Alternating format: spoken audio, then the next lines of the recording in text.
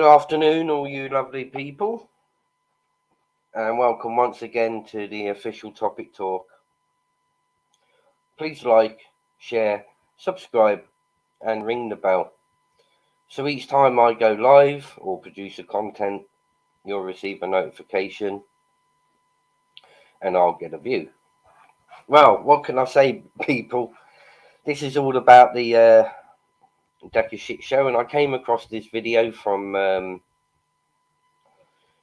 Titch, and I'd like to play it because he's got the Decca shit show down to a T, I think. Afternoon, Chelsea Darts. Hope you're doing well, sir. Hope you're doing well. So I came across this video earlier on, and big titch up for getting Decca's shit show down to a T, even though I found that the person that was on his panel called Tina is actually Lesley Rhind. Now, Lesley's the one that's been a full-time supporter of Decca and opened up the GoFundMe for him, and he slipped up yesterday, calling Tina Lesley and then saying, "Oh, sorry, Tina," but that's in another video. Right, let me go ahead and play this video that I found from Titch. He's got the show down to a T. He knows what Decca is.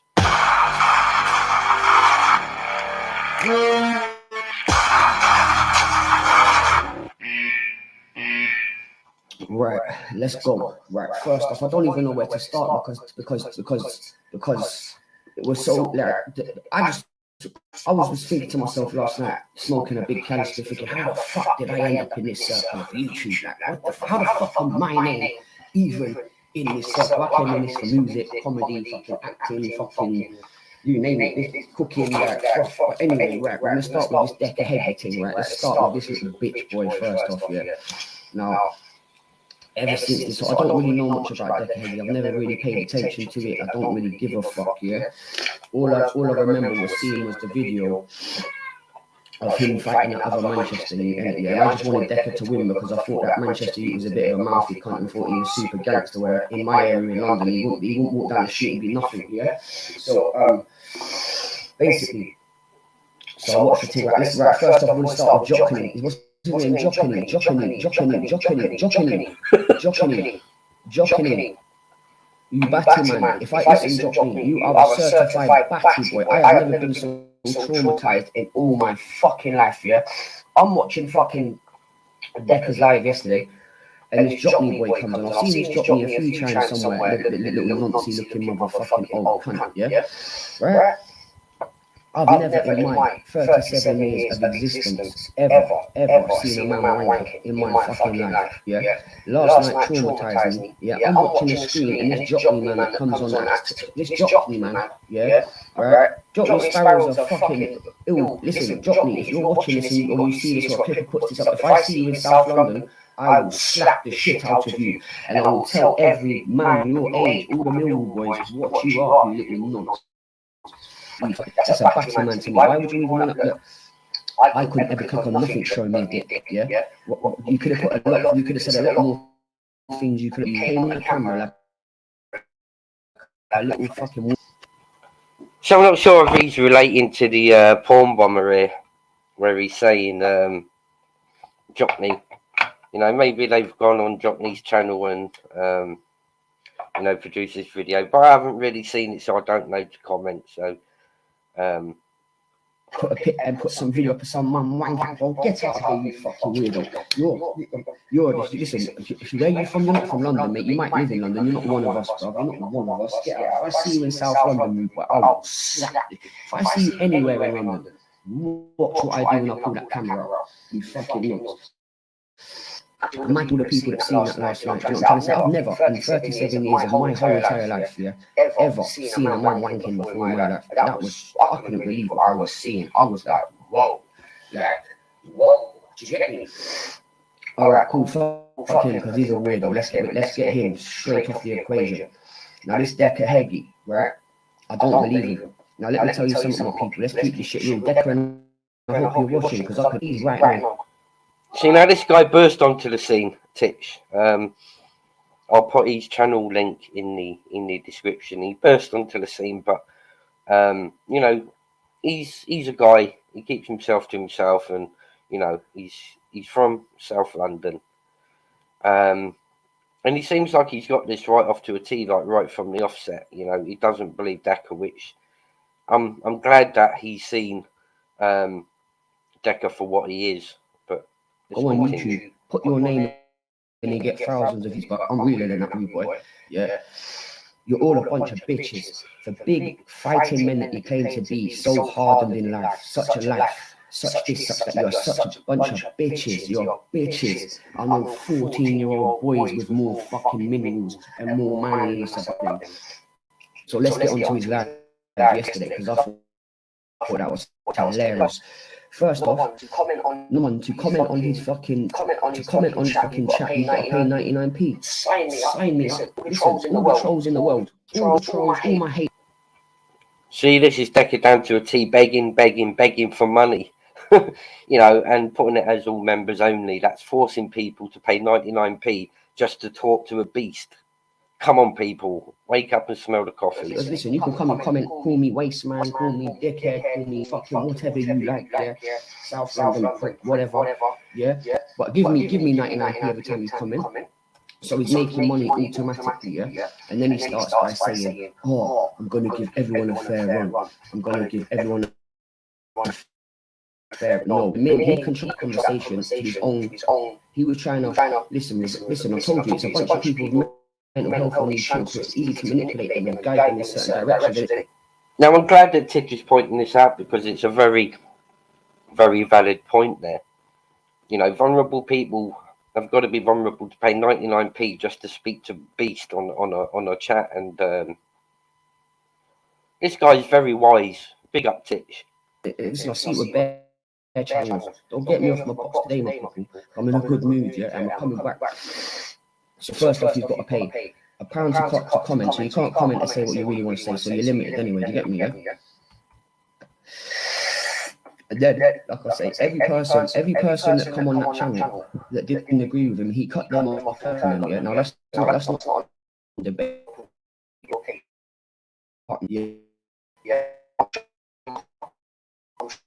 You've never ever been down the roads what I've been down in life. I promise you that, yeah?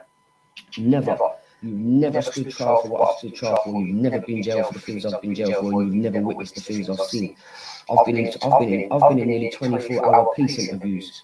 Yeah, I know that system inside out. My girl is a trainee solicitor. I've been in and out of the court system since I was about fucking 10, 11 years old. Don't tell me nothing. We're gonna rip your case to pieces in 1 second. But yeah. And what I like about this guy, he's straight up. And as regards to this issue, you know, he's nailed this. Big up Titch. Titch has absolutely nailed this. So he turned on his own brethren. Right? It's like me being on a live right now and people talking to me about my behaviour, and one of my friends say to me, "Oh, Titch, but they are right. When you're drunk, you're a bit of a twat." We're not going to block you for that. So he's blocked his own friend now. He's dissed out the whole scene. Then after, bruv, how old is this man? He's meant to be a fighting man, a big man, celebrity out there. Yeah. What the fuck? Yeah, is this boy doing? Straight after.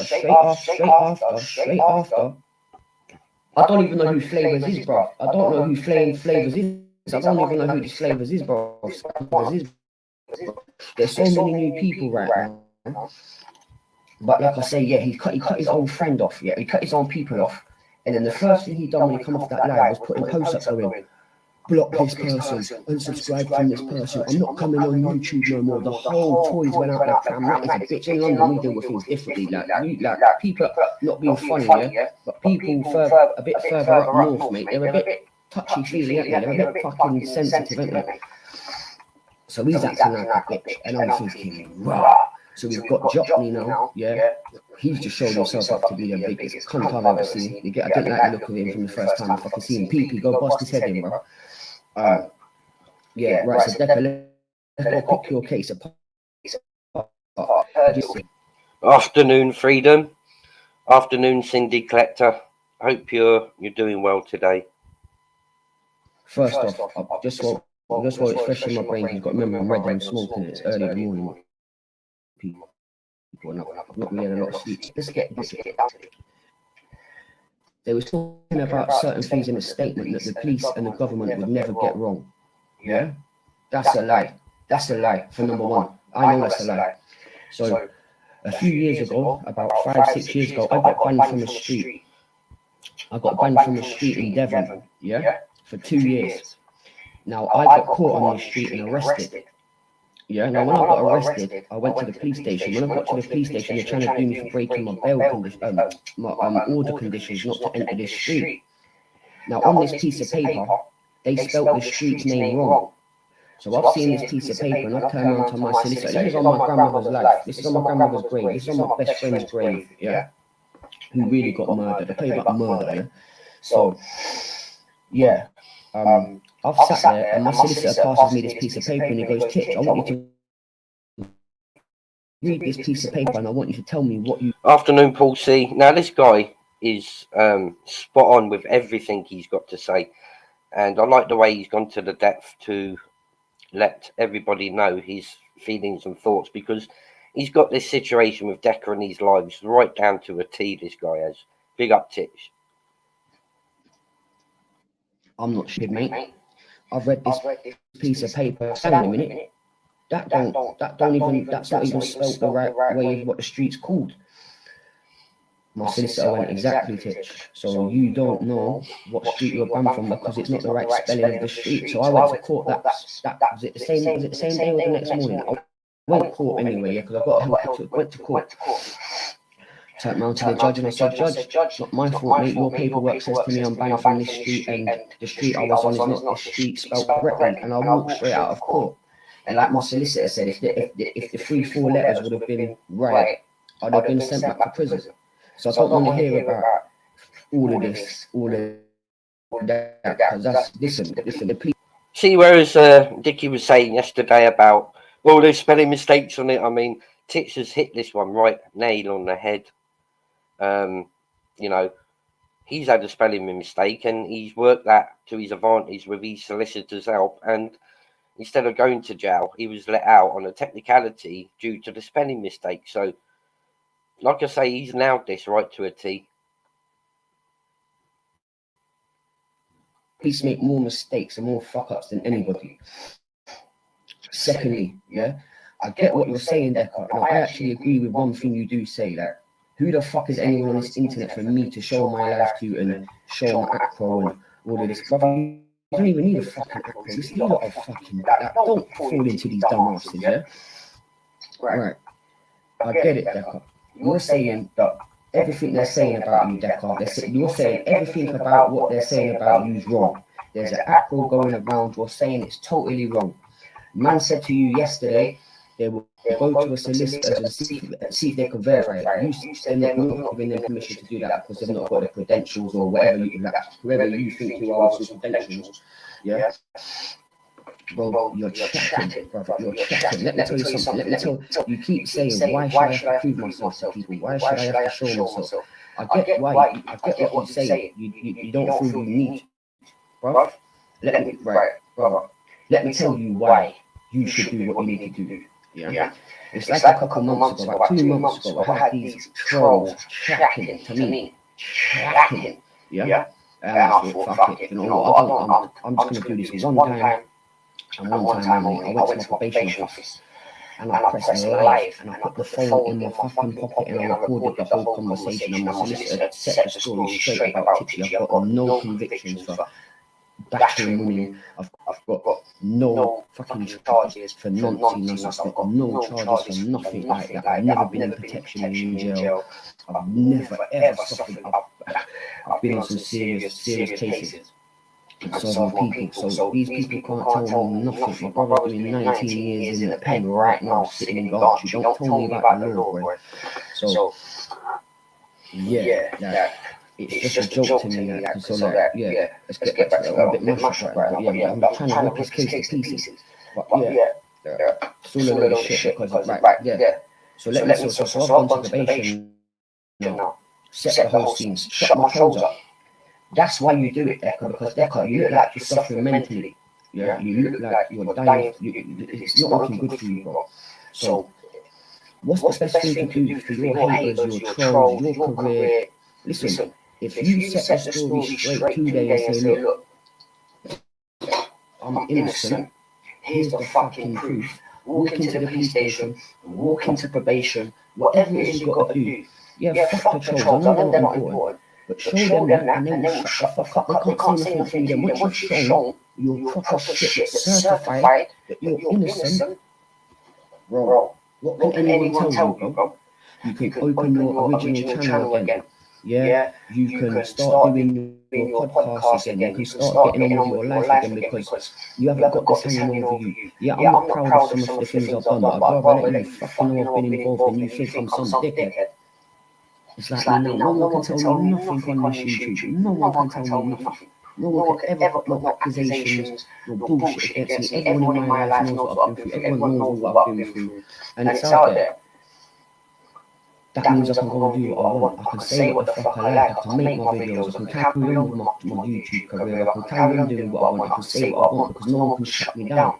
Exactly. So why would you put yourself through so much mental health, so much stress, so much trolling? You got people pulling up in your fucking village, handing out leaflets, tanning your fucking street to death. Why wouldn't you dead that off? I would dead that straight off. You know, no one could ever call me a snitch. The minute anyone ever calls me a snitch, it's straight to probation. Did I go to prison for not testifying in murder?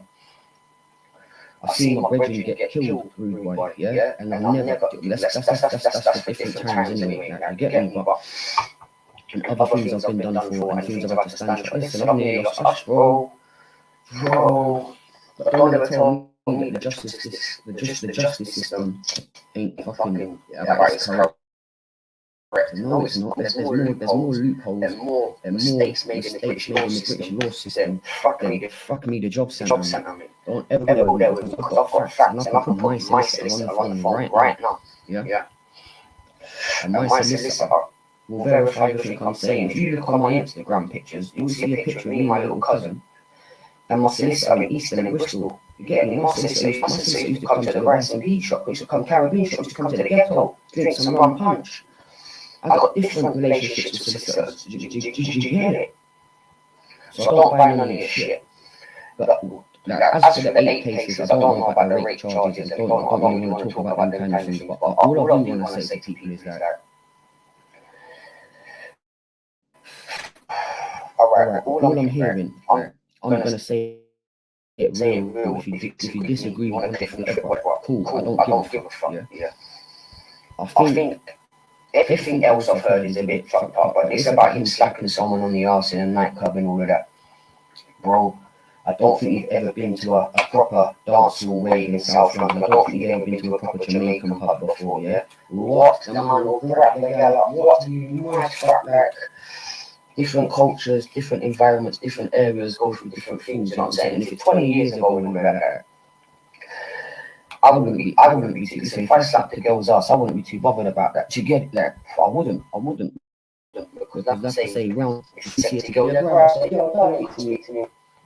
see, the one thing that I think Titch is leaving out of this, I mean, he's done well to pick this apart, and, you know, he's definitely put the nail in the coffin. Is the fact that, you know, it wasn't just only a pat on the backside, you know, he actually followed her into the toilets, you know, and propositioned her in the toilets. Now, can you imagine how that female must have felt? You know, she only wanted to go in there and do whatever she needed to do, yeah? And, you know, you got a big monster, you know, like Dickie following her into the toilet and propositioning her. You know, this is the part Titch needs to pick up on, you know, the size of him and following her into the toilet. And then propositioning her down to the point that she had to lock herself in the cubicle, you know, and bouncers had to drag Decca out. I mean, you know, this is the behavioural patterns. But big up Titch, you've got this now to a T. Yeah, I've seen how them travellers get together. They fucking drag each other down the street. This is what I'm saying. And you got to remember, times have changed and a lot of things have changed. Dr. Ratpool even fucking. Oh, we'll get onto Ratpool in a minute. We'll get onto Mr. Hangover in a minute. But yeah, so this Decca Hecky thing, and I wanted to jump on his live. I was going to jump on his live and question him, yeah. But I said to myself, bro, Titch, fucking just stay focused. Even on Exposure TV, I was dying to jump on it, bro. I was dying. How I didn't comment, how I kept my tongue down, let's get onto that one anyway. Decca, yeah, I don't believe you. Listen, you're talking to a South London boy that really lives in the ghetto that sees this shit every day, yeah. I'm not saying you're guilty, but some fishy there, something's not right there, because I don't know anybody that would have proof of them being innocent that wouldn't show it just to move on with their life. What would be your biggest revenge right now on your trolls and your haters? What would be the biggest thing for you right now? Just shut them all up and have them hating. So I slam it straight there to make them hate. But something makes me think he loves this. All of this attention, all of this videos is getting thousands of views from. See, this is another valid point, you know, that Titch has put there. You know, any other person would have, you know, ended all this by putting all the documentation up and, you know, making them hate even more for putting the proof up. But he's dead right with what he says. It smells fishy, you know, because it is, you know, he cannot put the paperwork up. Titch, you got it smack bang on again. You know something's not right.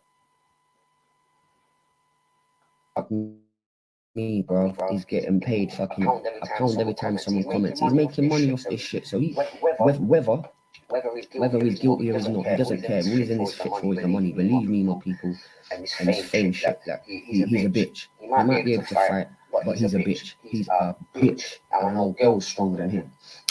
So burn that. All right then. Exposure TV. Oh look, right. So I sent Ratpool a message last night and I said to him, I said, Ratpool, please, bro, stay off that alcohol and wear that shit off, and do not go on any lives. Yeah, big up Rex Sniffer, because you're just gonna fucking set yourself. Like you can. Exposure TV, great program. If you haven't subscribed to Exposure TV, run along, go and sub to Exposure TV. Great platform, great guy, great content. Big up Rex Sniffer. You can see it, like fucking hell. What? Listen, I don't know what to say. Then I seen the video of him this morning with the biggest hangover I've ever seen. You get me, man, looking rough. Where I'm waking up drinking tea and it's healthy shit. You get me on your get me. So yeah, like, what can I say about Ratpool? The only thing I'm gonna say, like I say, right now I'm keeping it on a humble flex. I'm just watching to see how it goes. Now we'll be having a conversation with him in a couple of days. So, but I told you don't come Tottenham and fuck with Tottenham. Now you see you got cursed in Tottenham the other day, and now you see what happened. You got with your friend, you got drunk, and you thought, right, we're gonna make a little bit of content, and we're gonna go around disrespecting everyone at night time in the rain. Look at the repercussions of you driving around Tottenham now. I bet you wish you never went and drove around Tottenham looking for me that night, didn't you? Look at all that shit that you driving around Tottenham has caused your life right now. Man are calling you bacon, man are calling you this, man are calling you that. I'm not really gonna feed into that one right now. I don't really. So you get me? But it's a handle. That's the only thing. No. My man died of the most horriblest cancer you could ever imagine. Yeah, 4 brain tumors and lung cancer that spread through our whole body now. For me to collaborate and do things with someone that is lying about things like that, I can't seem to put my mind to that, because people around. Thanks indeed, Collector. Best mod around. You know, so. But then I don't believe it. I don't believe it. But if it is true, that could be his way of dealing with it. But I don't. Come on, look at the way he drinks now. He doesn't look well. So, but listen, if he had he was saying he had. Yeah. You'd see the fears out of me. When they say to you, you're dying, mate, yeah, that's a different ball game, mate. That's when you've been given a death sentence. You get me? He would listen, let me tell you something. When my man got cancer, yeah, how she found out. One night she said she was sitting there, I was in prison, she said she was sitting there, and her heart started going mad, and she thought she was going to faint or something. She thought she was going to have a heart attack. Something happened in her body. Anyway, she ended up going to hospital. Within hours, they diagnosed the cancer.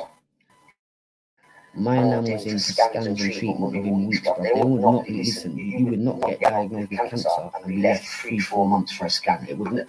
In London, all right, maybe if you're in the countryside somewhere in some village or something, but in London town, one of the main cities of the world, the city that brought this, that made this world, you could never run, bro.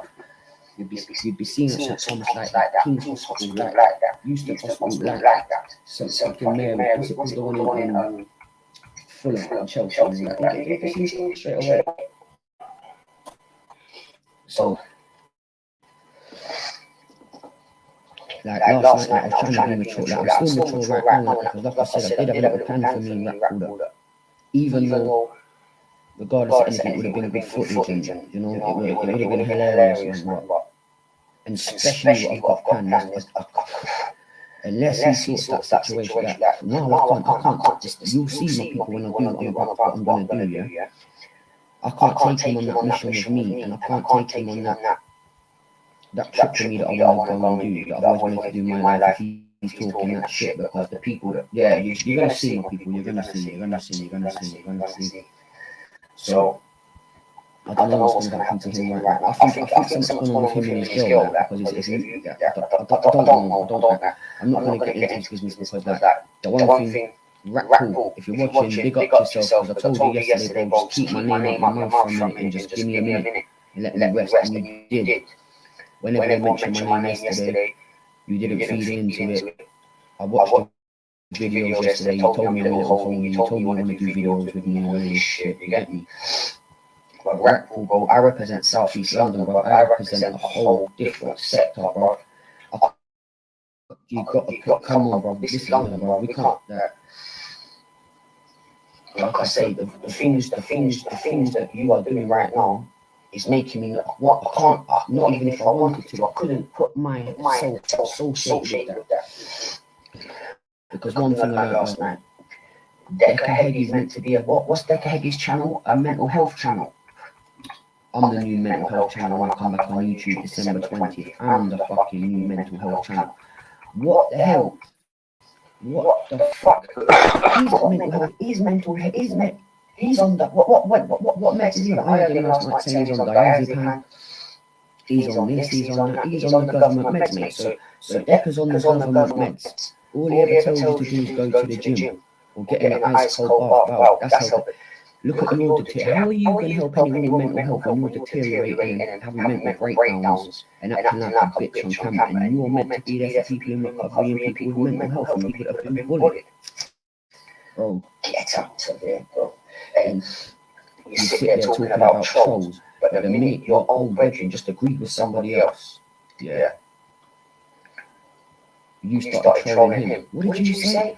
Look, can you see my face? Hector, can you see my face? Hector, look at my face. Look at my face.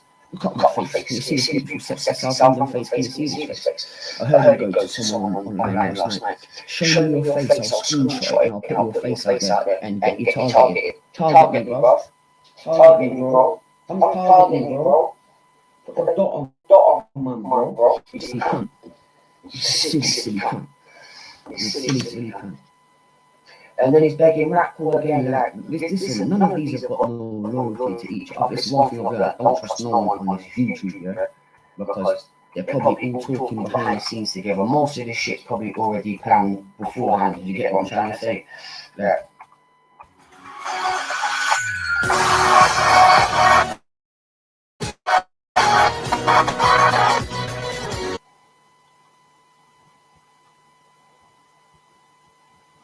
So there we have it, people. You know, even the guy that he burst onto the scene. Now, even he's worked Decca out to a T, as you can see there. You know, everything he's done there, he's hit the nail straight on the head. You know, even down to the point of, you know, mistakes being made spelling wise on these documents. You know, it holds a massive high regard within the court system and everything, because it's the difference between being kept on the street, you know, and going to jail. You know, through them making a spelling mistake of a simple street name, you know, it's kept Titch out of jail. So whereas Dickie keeps saying, "Oh, there's spelling mistakes," yes, it's going to happen, because from the main reports, if the spelling mistakes are in the main reports to when it gets transferred onto the computer system, to be printed ready for the SARS subject access request to be delivered to people, the same spelling mistakes on the main original documentation will be transferred onto the system, because it's data protection that they can't change the spellings as it is on the original, is as it's put onto the computer system. If there's a spelling mistake, then it'll be copied, and as Titch has just rightfully pointed straight out, you know, because of a simple spelling mistake like that, you know, it's kept him out of jail on a technicality, you know. So all this garbage that Decca's been shouting about, the spelling mistakes, and it's bullshit, it's fake, it's not. And I'm glad Titch made that video, because he's highlighted numerous points within the statement that he made, you know, that is factually correct. And again, for a young lad that's burst onto the scene of the YouTube community, and already he's pinpointed Decca for exactly what he is, and it was rightfully to say, you know, there's something fishy, you know, because he's 100% correct, like us. You know, we all know, you know, it's just 10K subs of his, you know, that are either too thick to see it or they don't want to see it. So I'm glad Titch has highlighted them points from these lives that Decca's done over the past two nights, because something I noticed, which is on a video on my channel, he made a massive boo-boo by calling that Tina that's been on that show for the past 2 nights and just sat on the panels. You know, that Tina is actually Lesley Rhind. He made the biggest boo-boo he could have ever made. You know, that was all fake and set up, all them lives, you know. He called that Tina Lesley, and then, oops, sorry, Lesley. You know, so it was all staged, them 2 lives. I mean, I can't see how people didn't pick up on that, but you know, he's going to be doing anything. He's a very desperate man at the moment, and you know, you go to any lengths to manipulate the lies he's been telling still upon people, even though we're not thick, we're not stupid. You know, we can see through all them lies, and I knew straight away them 2 live shows were set up. I was sat in the background for at least 20 minutes on each night. So was Mr. Humble, and so was a few others, but he just wouldn't let us on. You know, he was handpicking who we wanted to go on, because, you know, if you noticed, he kept all the supporters on the panel when I thought it'll be like 2 on, tackle them 2 go, another one comes on, he goes. But if you notice that Tina, aka Lesley Rhind, you know, she constantly sat on that panel. The lengths that this guy will go to, you know, for his subs that are paying 99p, you know, just to be able to comment, as Titch rightfully, you know, pointed out there. You know, it's getting beyond a joke with him to go to all of these lengths. You know, instead of just putting the paperwork. I only had one question, you know, if he would have let me on that live, and that one question would be, prove in front of my face now that 55-page acro is fake. Meaning, he would have to produce whatever one that he's got, but I know, and the world knows, you know, that's a legitimate document. So he would never be able to prove it's fake because it's an actual legal documentation. But I'm glad that eventually he let motorsports on, and motorsports went straight into him. And if you notice, there was another crime channel, you know, that was constantly sat on the panel with Tina, aka Lesley Rhind. And incidentally, people, Lesley Rhind is the one that's opened up the GoFundMe for Dickie. You know, so I just can't believe his behaviour. I mean, you know, even Moto was trying to get him to admit, you know, that 55 page was true and correct. So I'm glad that Titch has seen exactly what Dickie's all about, because the way that he put that video across was 100%. You know, I couldn't have done it more perfect myself. And he's only really new onto the scene, Titch. I mean, all right, he's a bit of a Jack the Lad, you know. That's what entertainment we need to see on the YouTube community. But even after 9 months, you know, he's kept quiet, and I suppose he had seen and heard enough on that live when Jockney went on there and, you know, done something that he should not have done. And I think that's what aroused Titch, you know, to come out and do that video. You know, but rightfully so, he's hit the nail straight on the head. And if people can't understand Titch's language, then, you know, they might as well just give up on life.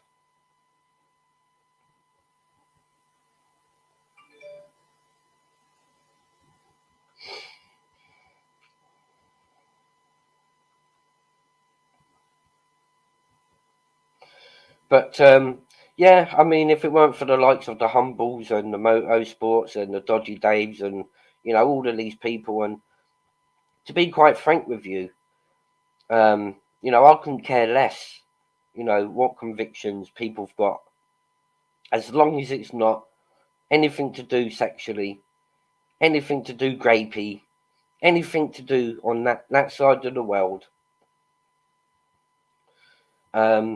As I stated in my video to a right to reply that I'd done to a video that Decca wanted to bring up my past of supporting him. Yes, I made a big mistake, and yes, you know, I was manipulated by his lies.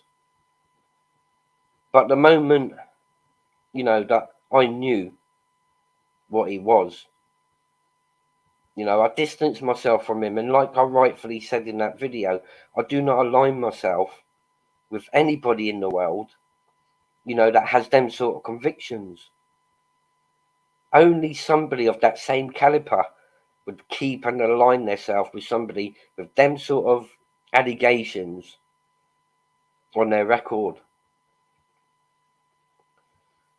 Yes, I was very sorry to the YouTube community for being dragged in and manipulated by his lies to me, which I was blind to see. But once people had directed me, you know, to the information that my brain needed to see and read and understand, that was the second that I disaligned myself with that person. Now, like I say, you know, as long as nobody's got grapey allegations or NFAs to do with any sort of sexual crime or sexual element, you know, I don't care less who's putting the message out. You know, to me, irrelevant to convictions of what they've had in the past, unless, you know, it's something sexual, grapely, or dirty like that. You know, everybody's done something wrong in their life, and what I say to my followers on YouTube and in the YouTube community is, judge me not on the error that I've made, but judge me on the way that I come back from learning from that mistake. You know, be judgmental of the character person that I am today. You know, don't judge me when I'm down. You know, judge me from finding them errors, finding them mistakes, correcting them mistakes, correcting them errors. You know, this is how I want people to judge me. You know, on the person I am today. Learned from my errors and mistakes and corrected the past, so I can walk into a future with great content and be the person that I am, because I'm more happier now creating the content that I'm creating. You know, because it's not a false narrative, it's not a false front, as they say. And there's one or two people still out there, you know, that are itching to keep bringing up that I've made the mistake of, you know, supporting that person once upon a time. You know, judge me on my comeback, you know, and what I've done to correct the errors, as opposed to, you know, keep kicking me down because I've made the mistake. I understand and I know, you know, and all those haters, you know, that really hated me and really wanted me chucked under the bus back then. I mean, half of them are supporting myself and the content, you know, that I've created over the past couple of months. It's what I should have done this, you know, right from the very first day of my YouTube channel, you know, and I wish that I'd never come across that individual, to be fair with you, because my channel would have been like 10 times bigger than what it is now. But like I said, I've learned my errors, and you know, this is the true me. And I've been covering a subject that I've always wanted to cover in my hometown, because there's nobody in my hometown that'll put their face to the videos of outing grooming gangs for fear of their families being threatened, and you know, the rest of it. But you know, this is a stronger character that I am, that, you know, I wanted to bring awareness, you know, of these grooming gangs in Telford, you know, and to create content which isn't aligned to the same old content that everybody else is putting out day in, day out. But like I say, Titch is a good lad, a good guy, and he's definitely hit the nail on the head with all of what he had to say in his video. I'm going to try and get his channel. I'm not sure what his channel name is. I don't know if any of my mods know what Titch's channel's name is, but you know, if I can, I'll put the link to his channel in the description. Just going to go through some of the comments now. Rex Sniffer should just hang all paedophiles, and when social breaks down, we hang paedophiles on lampposts.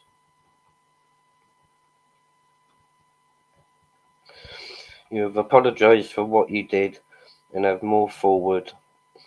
Dodgy Dave has carried on with people.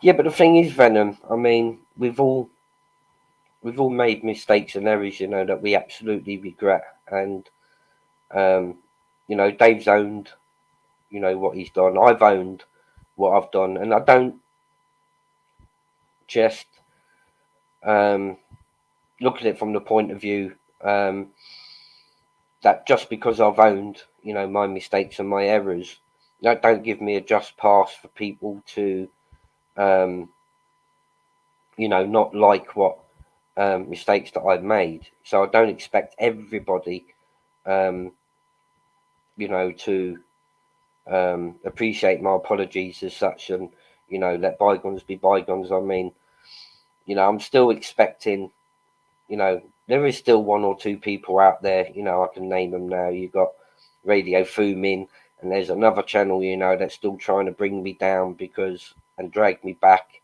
to the past, because they simply didn't like the errors that I made. And you know, everyone's opinion's great, and you know, I take everyone to heart, whether they like me or whether they don't. You know, but because I've moved forward, you know, and disaligned myself with the dramas as such.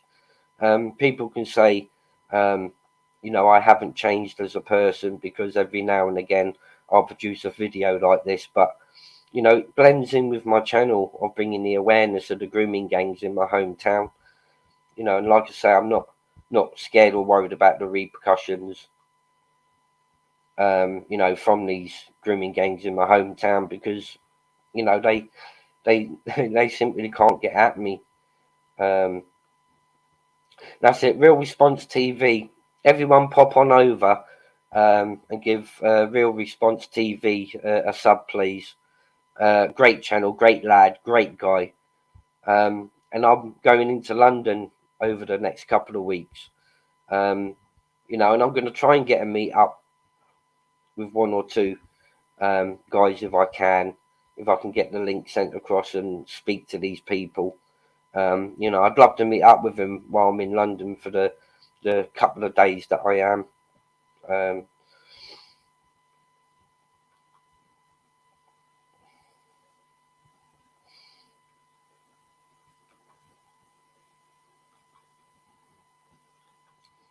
Jump across and I'm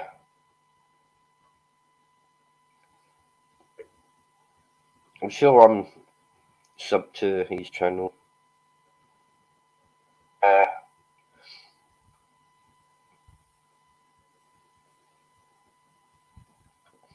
So if you haven't already, guys, jump across and subscribe to Titch's channel. Yep, I'm already there. Real Response TV official. Great lad. And he's absolutely hit the nail on the head as regard to these Dicky lives. And with the help of a video that I found earlier, which I've put the video on my channel already, is to where Tina is Lesley Rhind.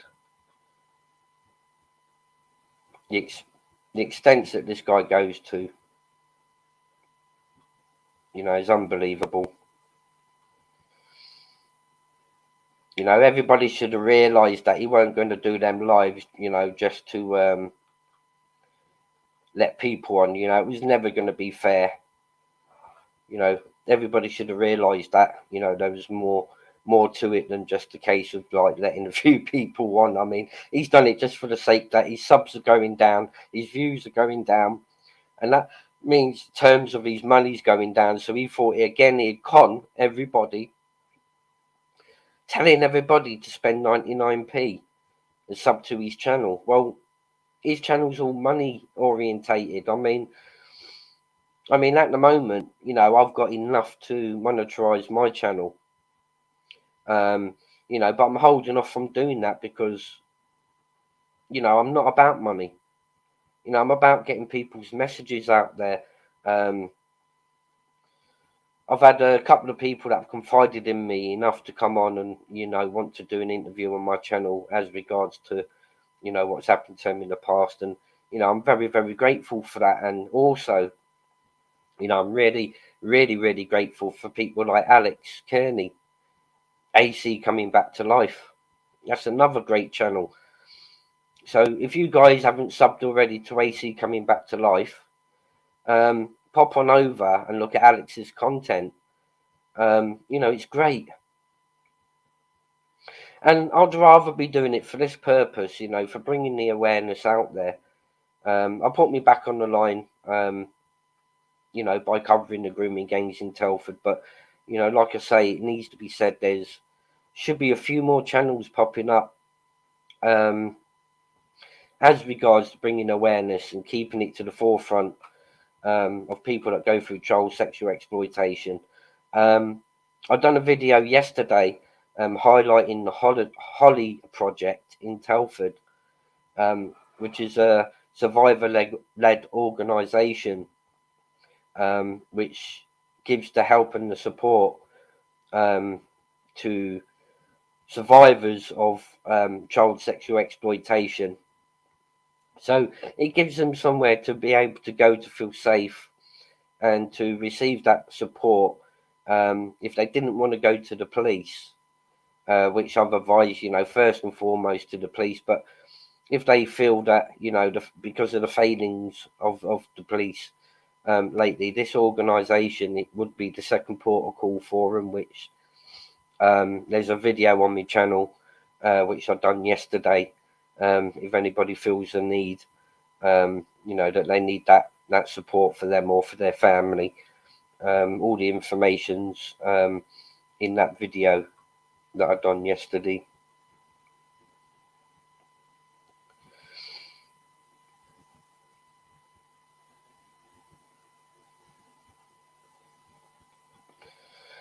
It's true. I mean, you know, it's all his family have got accounts. They've probably got about 10 counts each. I won't pay 20p in town to use toilets in shopping centres, so I'm not going to pay 99p to join that Twatch channel. Yeah, I get you, Cindy Collector. I mean, but where he's begging everyone, you know, for the 99p a month, you know, just to chat in these. What is it? Is it a paedophile chat? Is that what it is? You know, everyone chats there, supports him, so therefore, you know, they support his past and, you know, what he's done. And what I want, right, I'd even pay the 99p, right, just to put a link up to my video about the doc story and get every single one of his supporters to go and watch the documentary and then, you know, make up their minds, because they obviously haven't seen the documents and documentaries that are out there. You know, this has come from a very, very brave lady, Dot. You know, you've got to understand how much it must have took for her to, you know, come forward and to tell her story. You know, so I'll simply pay the 99p just to get the link to my video on the doc story, you know, so they can all watch that and then, you know, they can make their minds up after that, you know, to whether they support him or not. But if you haven't watched it, guys, there's a review video on my channel about the doc story, which Alex Kearney, AC Coming Back to Life, Doc confided in Alex, you know, to get her story out there about the abuse, you know, that she tolerated at the hands of Decca.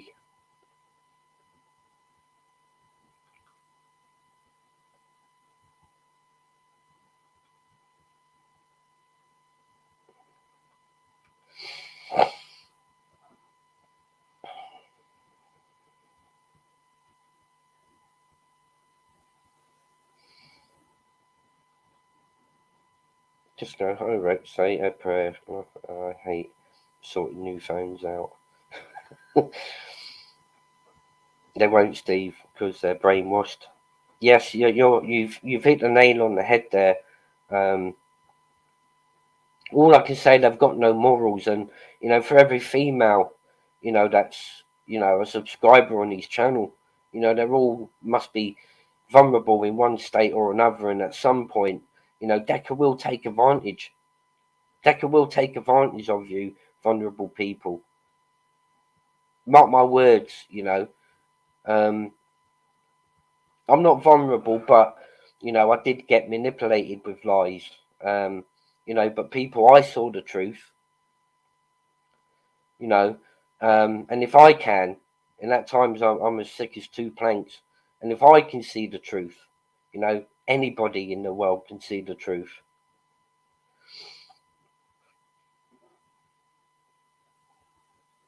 You know, the thing that really got me in all of this, to be fair with you, I do remember the back end of last year. You know, he was telling us, he told me, he told the whole of the YouTube community, you know, I've got no NFAs, they're lying, they're full of bullshit, blah, blah, blah. You know, and over the months, you know, he even said yesterday, you know, how comes DC can own up to, you know, the wrongdoings that he done in his past, and everybody's, accepting that fact. He said, I've owned up now to 2 grape NFAs and nobody wants to hear. I'll tell you the reason why that is. I said, because it's not sincere. You know, DC's owned up to everything he's got, and what I think's eating away at Dickie at the moment, eating away at his insides. You know, it's the fact that DC, right, he's made something of himself. He's become the star. And that's he's doing because of his talent. You know, whereas like Dickie, look at him, he won't even own up to nothing. You know, he won't accept the fact. You can't just say it with words. You know, as I've realised over the past like 5 months. You know, Danny Christie's a guy, you know, that has made it on his own path, on his own way. You know, he's a tremendous fighter. You know, and because of this, it's eaten away in Decca's life, because he's realised now the roles swapped. You know, DC's made something of his career. He's made something of his life. You know, and that's chewing away inside Decca. And, you know, just like Paddy Conroy, you know, he's a very jealous man, Dickie. You know, he's jealous because Danny's made it and he hasn't.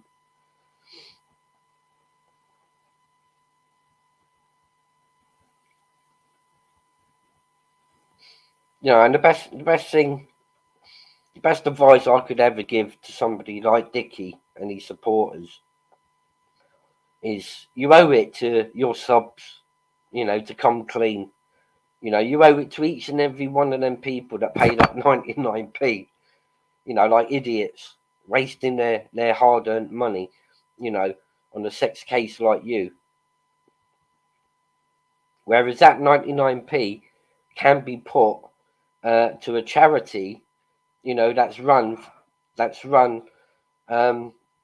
by vulnerable females, you know, that have been through abuse.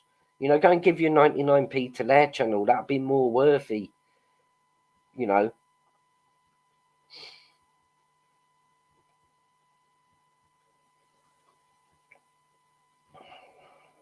Afternoon, Ice Queen. Hope Sir Dave is doing well. I need to get hold of Dave actually. Can you let him know? I'll send him an email later on, please, Ice Queen.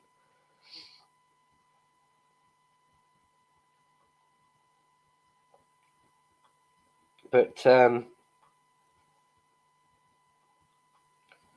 yeah, I mean, I'm glad Titch has done that video. You know, because you know, he's absolutely nailed it. Don't you think, people? You know, and he's an outsider. I mean, he's not involved. You know, he's just an outsider giving his opinion, and he's absolutely nailed it. You know, 100%. You know, so I'm glad. Big up Titch. You know, great lad, great content. Big up the Glue Sniffer. If someone can put Glue Sniffer's channel in the chat, I mean, he's a great lad, great guy. Got some controversial sort of content on his channel, but yeah, big up the Glue Sniffer. We got Christine Newton in the house. Hey everyone. Is my best friend and still here?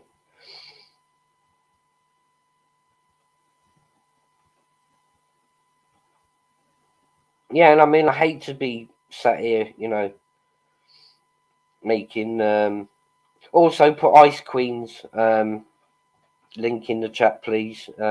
Everyone go across and sub to the Ice Queen. Hey, great lady, supporting a great cause. You know, they're the head of the tables. They are.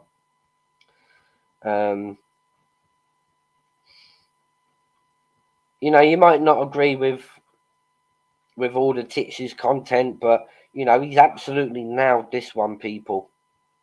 You know, and as an outsider, you know, just giving his opinion, you know, he's 1,000,000% correct. And you know, just on that little video there,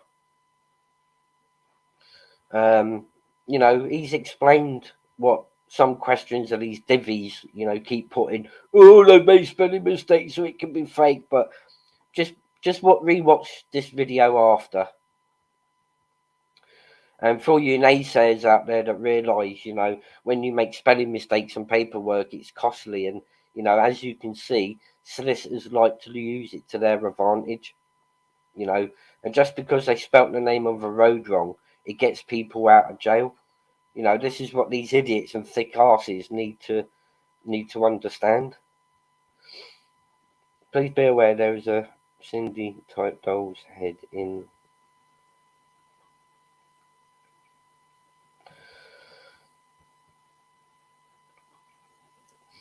Big up Ministry.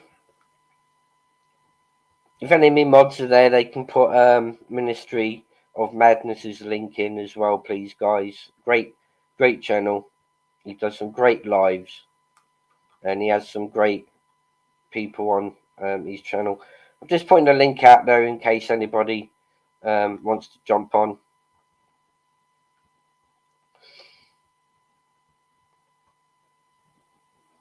Afternoon, Stephen chat. Yeah, big up Ministry. Ministry, jump on if you like, sir. You know, I'm just going over. I've just shown a video that Titch has done. You know, as regards to his opinion on you know, these lives that Dickie's been doing. And he's absolutely nailed it, mate. He's absolutely nailed it.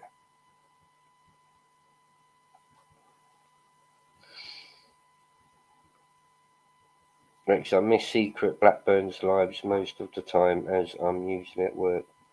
Is that Secret Blackburn's? Is that Blackburn's audits, is it, Glue Sniffer?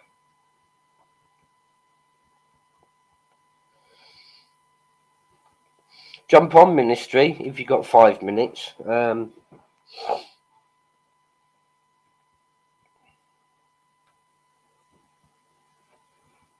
know, I just need... I'd love you to jump on, Ministry. You know, I just want to talk to you maybe for a couple of moments. But yeah, what this live's all about is Titch has come out with a video on his opinion, and he's answered, you know, quite a lot of. Big up, Steve.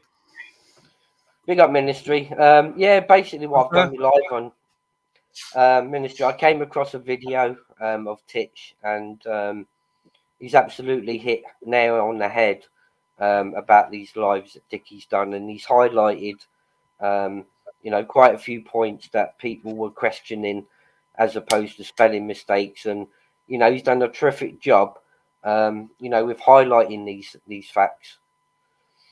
Yeah, I saw, I think you shared it this morning or did a little sort of review on it. And to be honest, I haven't watched any of Dickie's lives or anything surrounding it really. So I can't comment on them, but I did see the video this morning and it's very sus. You know, he's right bang on Titch with what he's seen there, like.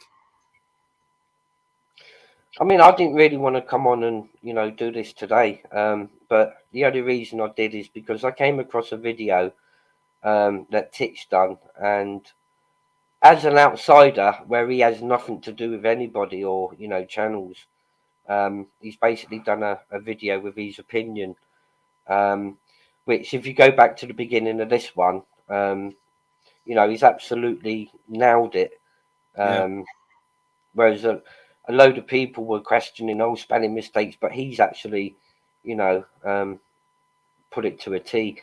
It's not going to be all about Dickie this, because it was just I come across that video. Yeah, the other thing was I think I've got a hater, haven't I?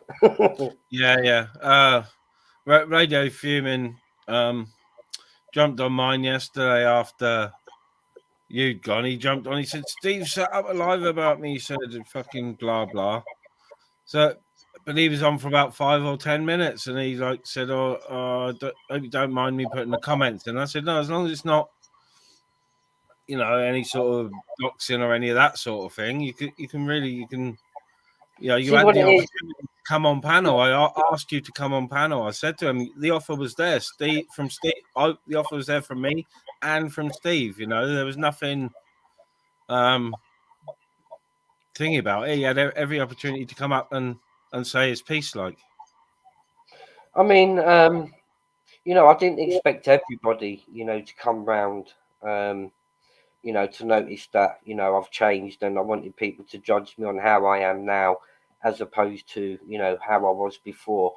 But I've seen him floating around like many, many chats, and he keeps wanting to bring up the past, with the errors and the mistakes, yeah, that I've made. I understand, I made errors and mistakes. I don't need everyone to keep reminding me, of stupid things that I had done, yeah, in support of Decca.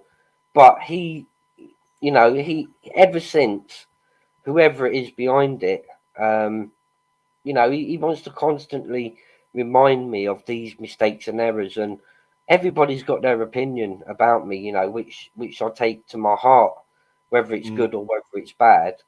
yeah, So, I thought, because I was on your channel at the time, and he decided to come into the chat. So, I thought, come on panel, just how we did, back in the day on yeah, Ronan's show. yeah, You came on, you grilled me, and I took that all on board, as I did to everyone that grilled me. But yours stuck with me the most, because I never knew in a million years that 9 months later, we'll be getting along like, as we are. I jump on your yeah, panel, you can jump on here. yeah, So I did take it all on board. Um, so I thought I'd give him the opportunity to do the same, on your channel, yeah, um, which I'm glad that you didn't mind.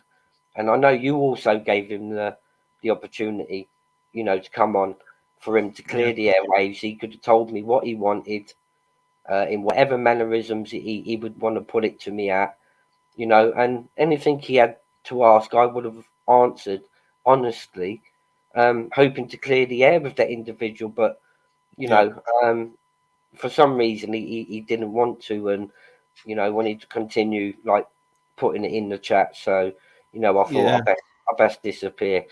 Well, yeah, I had a bit of back and forth with him, didn't I? One of the first times you were on with me, and he sort of went at me, and I was back and forth with him in the chat a bit, and said, "Look, I haven't got a problem with you. You're entitled to your opinion, blah blah."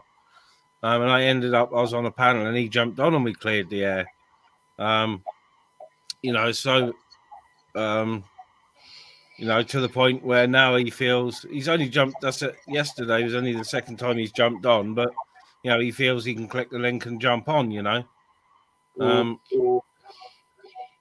I mean, everyone's entitled to their opinion, don't get me wrong. I mean, but, you was one of the people back then that, I was glad, that you jumped on the Ronin show. I mean, I know I got chucked to the wolves, um, but it's how we come back from them mistakes and errors, that yeah, we make. And it's for the other individual people, out there, to make up their minds about me.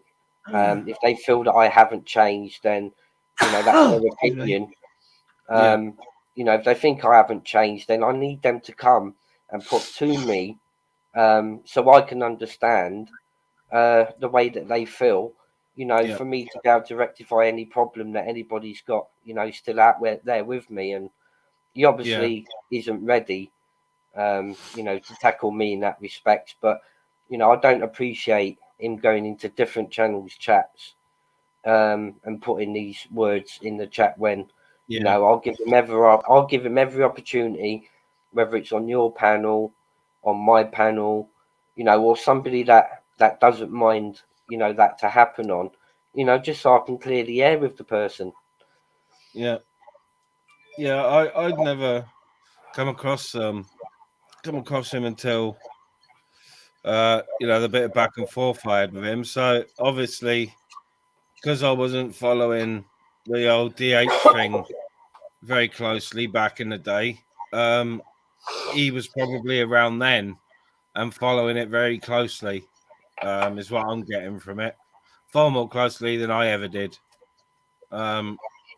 Yeah, because people got so I'll say back in the day, what, 7 months ago or whatever, when it, you know, you parted ways and whatever, and you know, he was obviously heavily invested in it then at the time, and he's just carried it forward from then by the sound of it. Whereas Yeah, I wasn't heavily involved, I didn't know all the ins and outs, and I came into it sort of just as he was being outed, if you know what I mean. basically, he's just the same as you, to be honest with you. You know, he had no major investment into it. You know, he's just an outsider. You know, like yourself back then. You know, but like I say, you grilled my ass good and proper, like everybody else did. You know, and I spoke to Ronan afterwards, and Ronan said, "Fuck me." He said, "You walked into the lion's den," and I said, "Well, you know, this is how it should be. You know, if I've made an error, then everybody needs to, you know, come and give their say to me, because I won't ever be able to change, you know, unless I know, you know, how these people feel. Yeah. You know, to be able to make them changes to, you know, be myself like I am today, you know, and if he's the last remaining one, you know, out of the 500 that absolutely hated me, but now they're in support of me, you know, I don't know what more I can do, you know, other than, you know, he can either come on a live with me on my channel, you know, or if you didn't mind on your channel, you know, so we can like thrash it out the same way I did with everybody else. Yeah. You know, I'd love that to happen, and you know, that'd be the last remnants then. Well, that would probably be the best thing, but you know, it's one of them where, you know, it could go fucking south pretty quick, or it could be calm and collected all the way. And whether he do it is another thing, isn't it? It's I mean, he can make as many videos about my mistakes as he wants. I mean, the whole world knew to the mistakes that I made. There's not, you know, one bit shadow of evidence out there still, you know, to some of the mistakes that I made. yeah, You know, so I to me, it's just like playground antics until, you know, he can be how you was. And I mean, when I went on to Bobby's, it was on Bobby's show I went on to and got grilled on there also. yeah, You know, it can be done in a controlled manner, you know, because you're not going to have any ruthless arguments on your channel. You know, if it was to be done on your yeah, panel. yeah, Likewise, how it was done on Ronan's show, you know. But I don't know what more I can do. I can't please everybody, I know that. no, no, Um, but for him to go to every channel that I go onto a panel and into the chat like that, I mean, you know, that's just childish unless he's got the opportunity where he can go live to face me, put anything to me he wants in whatever manner he wants, as long as it's respectful because of the host whose platform it's on. You know, I don't mind answering whatever he wants to put to me whatsoever. yeah,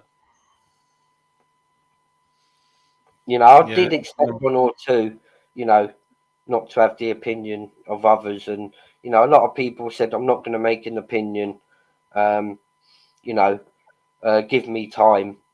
You know, yeah, and that's what I've said to people. I've said, all I want is time, you know, time to prove myself. You know, if it takes a year, it takes a year. If it takes 6 months, it takes 6 months. You know, but give me that opportunity, you know, to prove, you know, that I'm a changed individual, you yeah, know, and the content I can produce is 10 times better, you know, than what I was ever doing in the past. Yeah. So towards that guy radio filming, you know, I don't know what more I can do to offer the opportunity, you know, for the air to be cleared. Yeah, it's yeah, it probably will happen eventually, won't it? It's just you know, it's got to be in the right situation, isn't it? It's got to be, you know, like over here on yours, or somewhere else. But if it to be done in a calm manner, would get a lot more solved. Even if he didn't cut, even if you both came out of it thinking each other were complete dicks, at least you would have calmly talked about it and heard each other's point of view, you know. Yeah. I mean, that's 'Cause all I wanted. That's all I wanted, Ministry. yeah, Afternoon, Mark. I mean, if it happens on my channel, then, you know, I don't mind if it blows up, you know, because that's only down to my responsibility being the host of that channel. You know, so if he wanted it in that respect, you know, anything goes, you know, then maybe he's better coming onto my channel. I won't kick him off just for the sake of it, because I'm there to resolve the problem. If it happened on your channel, you know, it's going to be more respectful between us because we respect you and your platform. yeah, yeah, You know, but I mean, the offer's out there still. You know, I'm sure Ministry would adapt an hour live between me and him. You know, if we kept it respectable between us. yeah, And like you say, if we walk away and nothing's got resolved, at least we can say we've tried. yeah. You know, I've found watching other panels and whatnot, and you know, if it could be two people, it could be a few people, but when people are shouting and in an uncontrolled manner, nothing ever gets solved.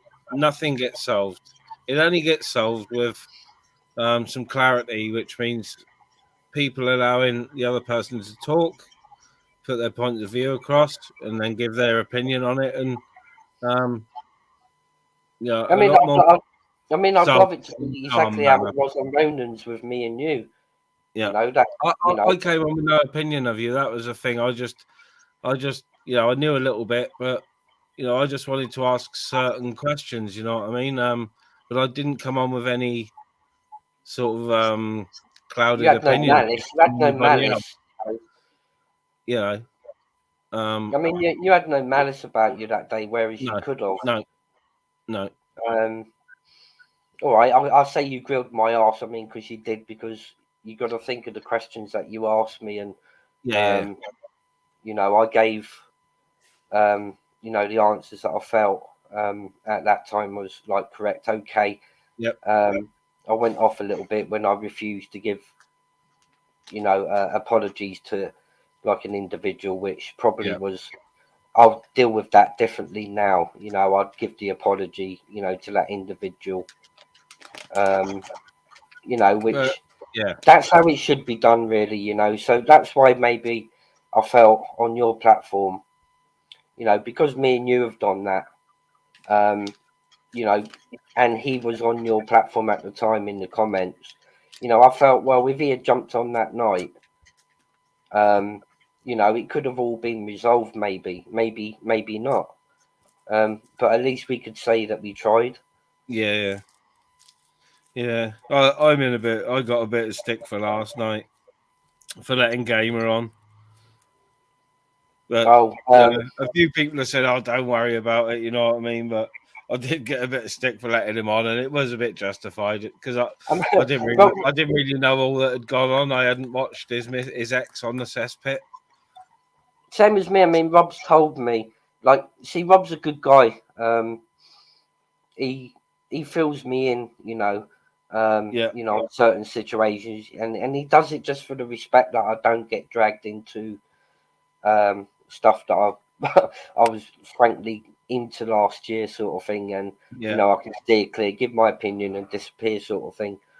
You yeah, know, he has mentioned that channel, um, you know, little things, mm, um, but I don't want to get mixed up in the drama No, I don't. of that situation, and I wouldn't know how to comment because, like yourself, I haven't looked into it and probably don't want to look into it all. But that's it with me. I'd rather just try to keep chill and try to keep my nose out of other people's fucking business. You know what I mean? It's when I first came into this side of YouTube, I did get a bit of stick for people that I was commenting back and forth with. And I did react, and the minute I reacted, I knew I shouldn't have done. I thought, oh, fuck this, I'm just knocking this on the head. I'm not going to go back and forth with someone. And since then, I've not had any. I've had people try to rile me, but I've not had any beef. So I just brush it off or make a joke of the trolley type comments. I mean, but it is a bit. To be clear of other people's beef. I must admit, it's a bit hard though when you've got your subs, loyal group of subs, and some of them say, "Oh, because he's on, I'm gonna unsub from you." I mean, I think my opinion to that one. I mean, you've got to keep your subs happy, obviously, because they're the people that support our channels, and help our channels to grow. But I find that if he was to do that for everyone that said, "Oh, don't have him on," we're not going to have anybody on our platforms. Yeah, I mean, exactly. Yeah. So sometimes it's either do you listen to your subs that support the channel and the content that you do loyally, or do you support your mind and your own heart by saying, "Do I let this person on?" I mean,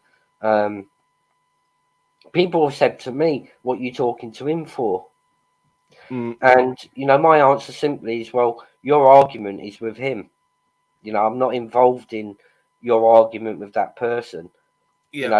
Likewise, if I'm arguing with somebody, say, and I say to them, "Oh, what are you talking to him for?" Well, they're going to say to me, "Well, it's your argument with him, not mine. So therefore, if I talk to him, don't turn against me because I'm talking to that person, because it's your kind of argument." I mentioned this to Ronan the other day. We brought it up in like an interview, and he asked my thoughts of Sean Atwood, and I said at the end of the day, I don't say I can watch his channel or his content. I mean, there's a lot of people that don't like the person for their reasons. I said, but just because you've interviewed him and done a wicked show, it don't mean to say if I, in my mind, didn't like that person, I'm not going to bring that up to you, Ronan, for interviewing him, because it's the content for your platform. Now, I haven't got an opinion either way about that guy.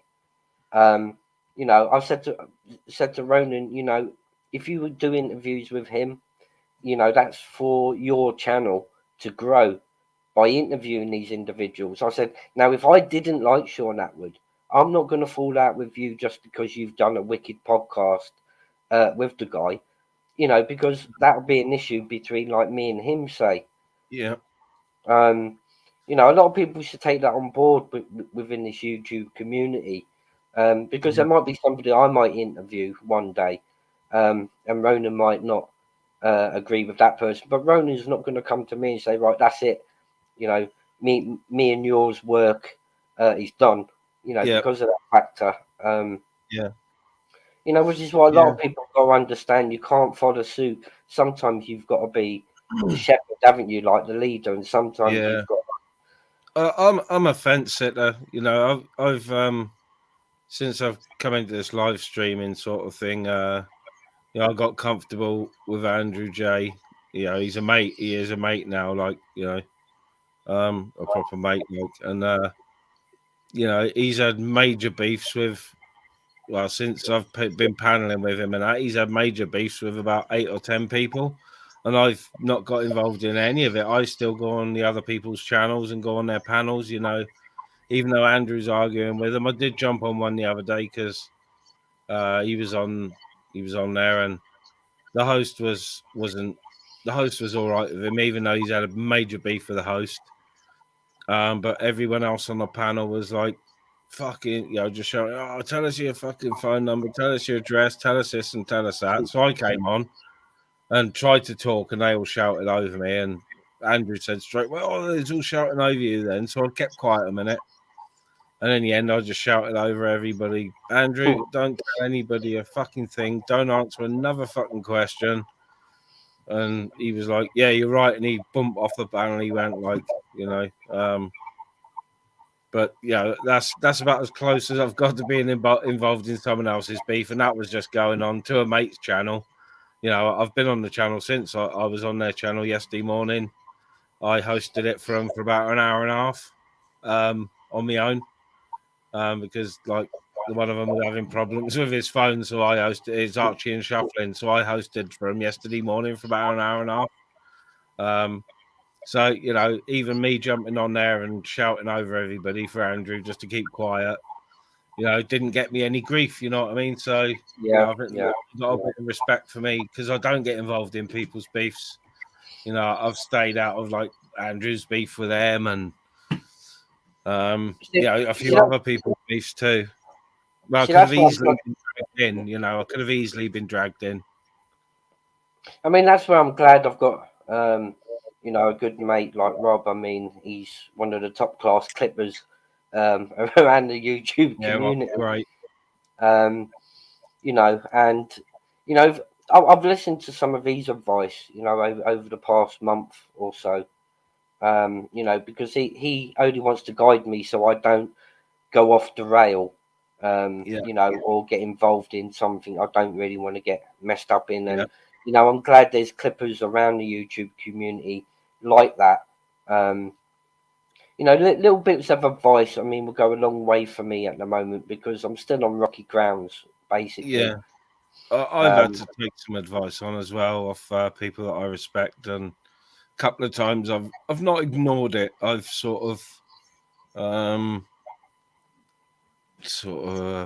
probably taken it on board and just sort of gone with my gut at the time, and that's with letting certain people on panel.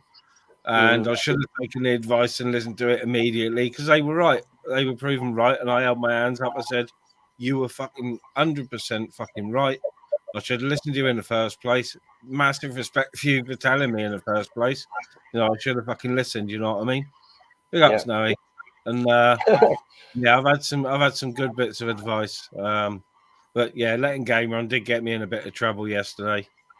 But yeah, I'll just have to go with it, Like, so I can't please. I'm gonna have to. I'll have to send a message to Rob and get some background about that gamer. Because I don't know too much, about these individuals because I've noticed that YouTube split into like two communities. You've got the auditing community, haven't you? Yeah. And then you've got this side of YouTube. I'm split between the two, and as you are starting to be split between the two. I mean, it's only recent. I was speaking to Rob in person, and I said to him that maybe it's time for me, to jump over to the auditing side, of this community, and check that world out. Which is what I've slowly started doing. Because this side of the community is like full of drama. The auditing side, okay, you've got drama, but it's a completely different world compared to this side. They're completely chalk and cheese. I mean, but to have a friend like Rob, that's he's on the opposite side. He's more to the auditing side. I'm glad that I've got someone to guide me there. Yeah. Because again, I don't want to make mistakes. That I've made. Yeah. Ooh, Julie, I got distracted. I got distracted. Julie's is making dumplings. Oh, fucking hell. Yeah, that's Snowy 1967. That's a new face that I've seen. Welcome, Snowy 1967. Yeah, Snowy's a pal. He's a good geezer. He jumps on mine. Yeah, Monk, you can ask a question. Monk Radio and Chat. That's a new one as well. Welcome, Monk Radio and Chat. Yeah, Monk's been around the auditing side for a long time, long time. But I do notice. I I though. drifted from this side over to the auditing side. Sort of when I started this channel, because I found I was starting to watch auditing and I like the lives, and there's so much funny content to clip, and I wasn't clipping the video, just taking the audio and making music videos out of it, which was something different, something that no one was really doing. You know what I mean? So Yeah. that's how I drifted into the auditing side, and this is where I've settled and stayed, because it's my sort of place, it's my sort of people, chill. They mix auditing with outdoor content with the sort of content that you make. What you're doing with the grooming stuff, that all sort of comes under that sort of umbrella, if I think anyway, if you like, because it involves the authorities and the lack of clarity and good work from the authorities, if you know what I mean. So it Yeah. comes under that auditing umbrella. So I think your stuff will do well over there, See, but one thing I haven't noticed personally, with what I've viewed on like the auditing side, is they're all trying to fight for top spot. This is just my opinion. I see they're attacking, like, say for argument's sake, BBA and Torbs. I understand they're both from the auditing community, and Yeah. to me, it's like a struggle between all of them to see who comes out on top. I don't know what your thoughts are on that one, but to be honest, it's difficult because I don't know what the accusations are between the two. All I can gather from it is it's gone from you're scamming people, collecting for charity and not using a registered link or something, and from that it's gone on to both of them saying, show us your fucking acro thing. yeah. So I really don't know what's gone on. Even though I watch Torbs and I watch Bear and I'm chummy with Bear, I really don't know what's going on.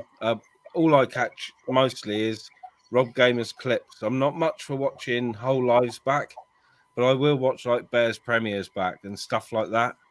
And some of Bear's live when it is not a subject that I want to hear about, but I'm not really one for watching whole live streams back. But yeah, I really, really don't know what's going on now. I don't know whether it's like jealousy on Torbs' part or well, I just don't know. I just really, really don't know what it's about. See, what brought me into the auditing side was I started watching PJ and DJ audits videos.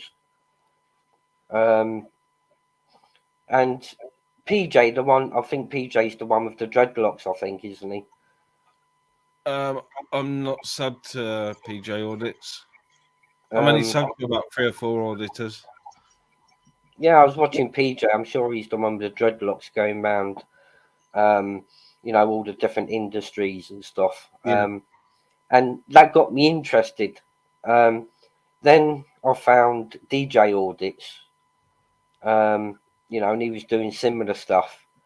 And then what I found was going around all these industries and stuff, it's not just the showing of the factories and flying the drones over to show you all of that. That it was also the confrontational side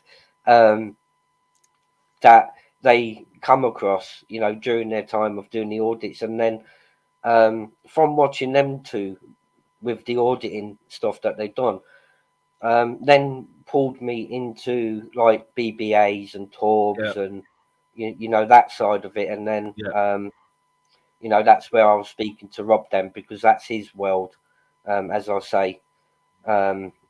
With the clippings I'd seen of him doing, and then that got me interested in to the platforms like Torbs, BBA, and the likes of them. And I'll find it interesting, but when they start, I don't know, trying to struggle to see who's the best out of them, I mean, they should be really working together as opposed to falling out. And yeah, the auditing world, you know, maybe I will spend more time watching. A lot of them do. A lot of them do help each other out, but like you won't really see it unless you're sort of sub to both channels. Like Bear will have 1 or 2 different auditors, you know, either one or the other. Like go with him on big audits, doing one himself, just so they can watch each other's back. And I know Torbs does it as well. He takes people with him to make, you know, if it's a really dodgy one, he'll take someone who's going to do an audit themselves and to watch each other's back. You know, it's they do, and you might not always see it on camera the way it's edited and everything, but that, you know, for the big ones, they do go as pairs or threes. Like, you know, when Bear did the Scientology, he went with UK Transparency, and they had to go, that sort of thing. You've got to go together, you know. Snowy in 1967. I've seen other panels, OTT and New Sound, solid guy. I am, mate. You know, I've made a lot of mistakes, you know, towards the back end of last year. You know, which I regret. I even getting involved in that, and you know, I learned a big lesson, Snowy, and I've been on 1 or 2 panels. I'm picky or choosy. You know what panels I want to appear on. You know, but I tend to try and be myself now, as opposed to, you know, starting any riots or getting involved in dramas. You know, so you might well see me on quite a few other platforms, but I am, to be honest with you, picky and choosy. You know, where I want to go. But I do want to investigate the auditing side of this YouTube community a bit more, and I think that's where the next 6 months of my YouTube world is going to be, you know, sussing out the auditing side as well as doing more content on the grooming gangs themselves. It's very interesting.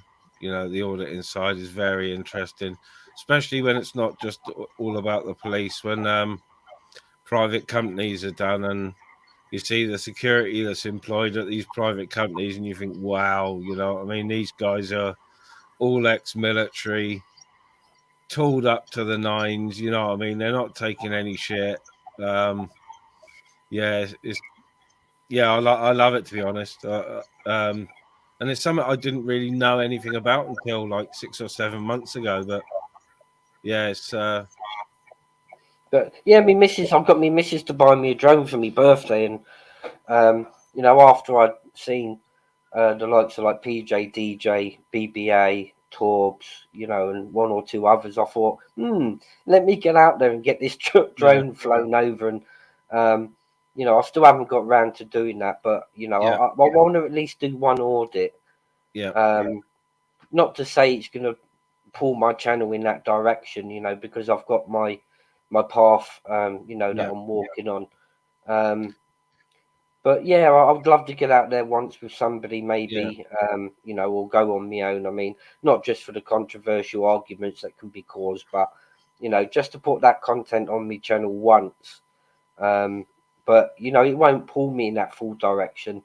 I'd stick with the path I'm on, but just for an experience, you know, I'd love to. It's surprising how many people on the the auditing side enjoy the outdoor content, and especially the outdoor content with technology. So, you know, drone footage of industrial landscapes, and even, you know, drone footage of things like train stations or anything really. It's just people like to see the use of the technology, don't they? The clarity of the camera, the, you know, I mean, it takes a lot of money. The Iron Bridge. A lot of money, doesn't it, on all these cameras that they use? You know, it's a lot of money that I would not necessarily have that money. Take care, Cindy, and thanks for coming on. One of my top mods. Big ups, Cindy. Yeah, I mean, it takes a lot of money, like with what I've seen with PJ and DJ, you know, with all their sophisticated cameras, like 600 quid here, £1,000 there. I mean, I could never get close to, you know, getting that sort of stuff. But with what I've got, you know, would do a good get me a good aerial view and a good view. You know, for just doing it once, but you know, it's finding the right one, you know, to go along with, or who would have set for me to go along with them. You know, but that's something I want to look forward to. You know, even if I just do it the once, ministry. Yeah. Well, I was tempted to get a proper vlogging camera, and I was thinking about it and thinking about it, and I thought, like, the videos I have made on my other channel and this one, my GoPro and my phone are more than enough. My Huawei P30, it's not even the Pro. You can set it up on a tripod, have the settings so it only activates when you speak. You can set yourself up in position properly, and it's amazing how it picks up the voice. Amazing. And the GoPro is really good as well. The footage from the GoPro is fucking outstanding for what Yeah, it but is. they're expensive. Expensive, don't they? Mine was Yes, a treat. Mine was a treat. I bought. It's a Hero 8 Black, which is a few years old now. But it was a treat to myself for my channel, mostly for fishing and walking videos. You know. yeah. So Snowy, yeah, my channel's basically about the grooming gangs in Telford. You know, not many people put their face to that sort of content and live in the same town. You know, because of threats that, you know, people would receive. You know, but you know, it don't faze me at all, and you know, they know who I am. You know, they know where I am. I don't, you know, it don't bother me. At the end of the day, my channel's based about awareness more than anything. Um, you know, and I thought, well, starting with my hometown where there's a major problem with the child sexual exploitation, but putting the stuff and content out there, you know, that's been factually checked and is correct. You know, they can't do nothing to me. You know, it's when you get like one or two other channels might put false information out and they get a load of threats and grief. It's because, you know, they haven't done the background homework into that, and obviously they're upsetting possibly innocent people. But yeah, definitely, I've got to definitely get out there and just do at least one audit, you know, just for the crack of it. yeah, I fancy doing one, but the weather's been tits. But I'm gonna go, and I think my brother wants to come as well because I want to do I want to audit one of the last remaining Victorian prisons. But it's a prison that's for vulnerable prisoners, sex offenders, and the last sort of famous person who was jailed there was a chief constable of the Met for false expenses claims, perverting the course of justice, or conspiracy to pervert the course of justice. And I think he had a 3-year, and they sent him there because it's obviously a soft touch. But that, I want to look at it because it's one of the last remaining proper Victorian prisons. It looks as it did when it was built in Victorian times. So I did do one on Shrewsbury Prison. that's an old one as well, isn't it? Yeah, that's another Victorian and one. You know, I'd like to redo that tour. You know, but to do it with a more professional approach, you know, for content wise, than just as opposed to me just visiting it as an individual. You know, so I'd love to revisit that and, you know, do it properly as a proper auditing video, you know, around that prison. I was even going to go and do a ghost night there, you know, just to get a bit of content from that. I mean, I've got interviews that I should have done this week and next week, which I've had to put off because I didn't feel up to it, given I've got to go to London for the funeral in the next week or so, which I'll do them into the new year. So I've just tried to add a bit of flavour into my channel by doing interviews instead of just sticking it purely to the Telford gangs. Yeah. opening it up a bit for awareness side, you know, but also getting some interviews under my belt. And I think I've pulled my channel in the right direction. Now I need to open it up a bit more, you know, to the auditing side, I think. You know, just touching on it, and it's something in my mind's telling me that's the right thing that I should do. Stick on the auditing side now, as opposed to that side. Well, you'll get more support because of the content, obviously, because like I said, it involves the authorities as well as the perps, you know, and it's something fresh. It's something fresh, and in a way, exposing is auditing. It's you know, you're exposing flaws within the system, massive flaws within the system, I must add. Not just minor mistakes, brush it under the carpet. This is fucking, you know, filling fucking trunks up and shoving them under the bed, isn't it? It's not just little mistakes going on here with the authorities. There's some complicit parties involved. So, in my opinion, Rotter, no, I've had nothing directly or indirectly to do with Tommy. This is all self-pathed, my content, because, you know, what I found, you know, if I was to follow Tommy, you know, then, you know, I probably would have made some errors along the way. So what I've decided is I've gone on my own path involving the grooming gangs. You know, there is, I don't know if you know, but there's a book being brought out exposing Tommy, you know, and, you know, I don't want to touch on all of that side. That's the politics side of it, you know, the path I'm on with the grooming gangs.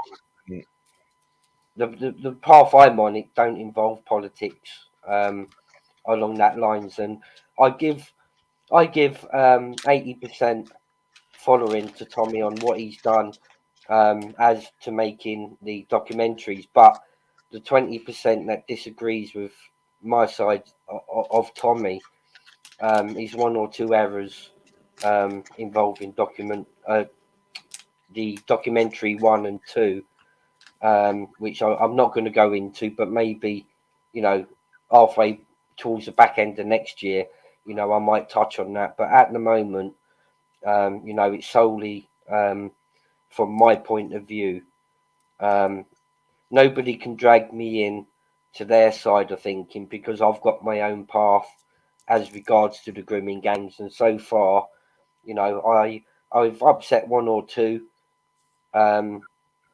grooming gang members in the Telford area, and they've made it quite clear to me, and I've shown the side to them that what they're doing is wrong. There's nothing they can do towards me and my family, whereas I know somebody else who recently opened the channel and directly went in as a 1,000,000% supporter from Tommy, and they ended up having their car smashed up, windows smashed up in the house, the wife and kids threatened, and, you know, quite simply, they know where I stand, I know where they stand, and I don't really want to associate or affiliate other than my own mind and heart, because I don't want these problems, you know, coming to my family, as they could have well done. So I hope that's answered it for you, Rotter. You know, there has been one or two others that have done it, and Ministry, they've had so much threats put against them. yeah. It's just so lucky for me that I know, you know, some of the bigger topper families within, like, the Pakistani community and Indian community in Telford, you know, and that's why the content that I've done regarding the grooming gangs, you know, I haven't had the problems that they've had. Yeah. Which you got to think about all of that, because you can't just, especially when you live like 5 minutes from, you know, some of the perpetrators, you've got to take all that into account. You can't just put videos on willy-nilly, you know, naming the family, you know, because that's what's going to happen. You know, there's been six people run out of Telford because they've tried exactly the same as what I'm doing. Yeah, I know it's most people associate it with a certain religion, which I won't mention, but if you come into it fully at that angle, that's also going to get you fucking trouble, because whichever religion it may be, it's so difficult to touch on because there's so much backlash comes in about religion. You know, it's touchy. I mean, it's only recently, probably about 4 weeks ago, I had like 4 Pakistani members of grooming gangs, you know, come and approach me, you know, and they said, Steve, I want you to take all your videos down, you know, and I said, well, you know, get back in your car, you know, and drive back to Wellington, you know, unless you come here with a feasible excuse, you know, as to why I should take any one of my videos down. I said, I'm full within my right to show this awareness, you know, of what's going on. If you don't like it, then you shouldn't be involved in it, you know. You know, and I got a phone call saying, Steve, we've sorted that, you know, you ain't gonna have no more issues. And I kind of said, thank you very much.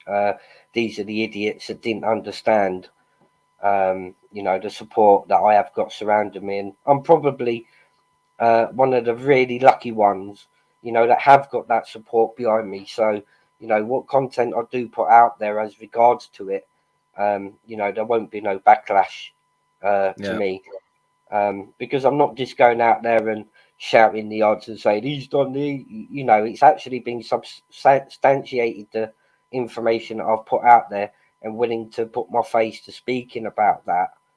You know, so I'm one of the lucky ones out of the 8. Like I say, the other 8, you know, they've had to move out of Telford, and the approach I've brought to this has been the correct way, and I'm forever going to be shouting from the rooftops about this until the day that they understand that they can't hurt any of our children. Yeah. But the auditing side, you know, that's a lot more calmer, and you know, the information you can gather from an audit person that's gone out there, especially when buildings don't even have no building names on, and yet they've got like beams in the front of their building. See, there's a couple of buildings down here in Telford that they've got no name across the top. You can't find any information about them online. But yet I've noticed their security is so high. You know, and it's the Inquisitive side that I've seen 1 or 2 other auditors go out and do buildings like that with no names, you know, and that's the exciting part, I think, to auditing. Yeah. Well, one of the parts I liked, which is comes under the or seems to come under the auditing umbrella as well, is a lot of the truther and free speech channels, because you get a lot of really good information, because they're very fastidious about getting right the information they put out and the videos they choose to play on their channels with the information. And I find that really interesting, like, as well. And that sort of comes under the same umbrella. You know, the free thinkers and that. Don't agree with a lot of what's said, obviously, because if we all agreed on everything, we'd just be clones, wouldn't we? Yeah. And I mean, that's the bit that I find interesting on, you know, this auditing side, because if it's come to my mind, there's numerous buildings here in Telford.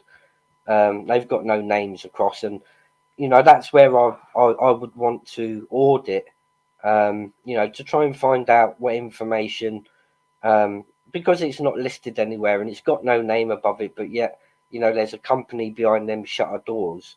Yeah.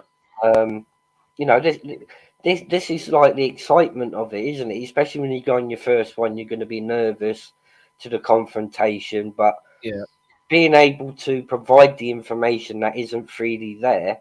I think that's what the auditing is all about. I think, as opposed to, showing us. Because there used to be a lot of armories in the Birmingham and sort of up towards your area, didn't they?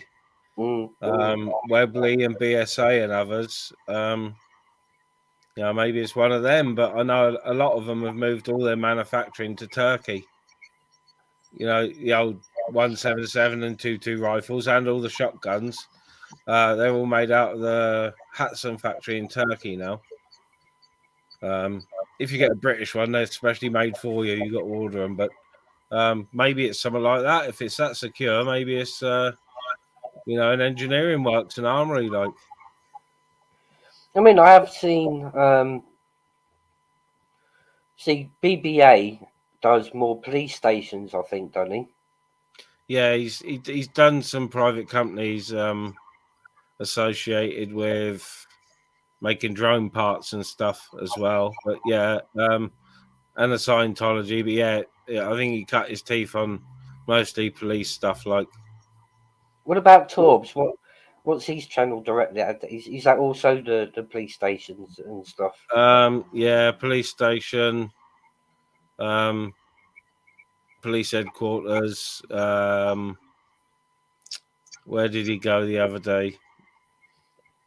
Maybe a BAA, or someone went to a BAA place where they make obviously aeroplane parts or manufacture weapons or whatever.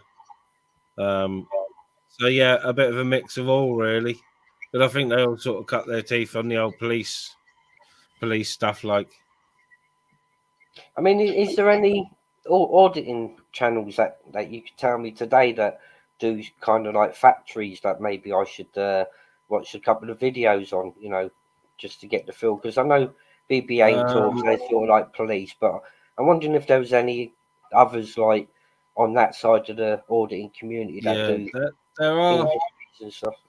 There are some channels that do specifically like listed buildings and stuff. Snowy might know a bit more than me because he's been around longer than me, but to be honest, I've seen a few, but I couldn't name the channels because, like I said, I'm only subbed to about 4 actual auditing channels. The other channels I'm subbed to from the auditing community are the free speakers and free thinkers and people who are associated to the auditors. So people who are friends with the auditors who have got their own live panels. Like, see, I've seen some others like Blackburn Audits, and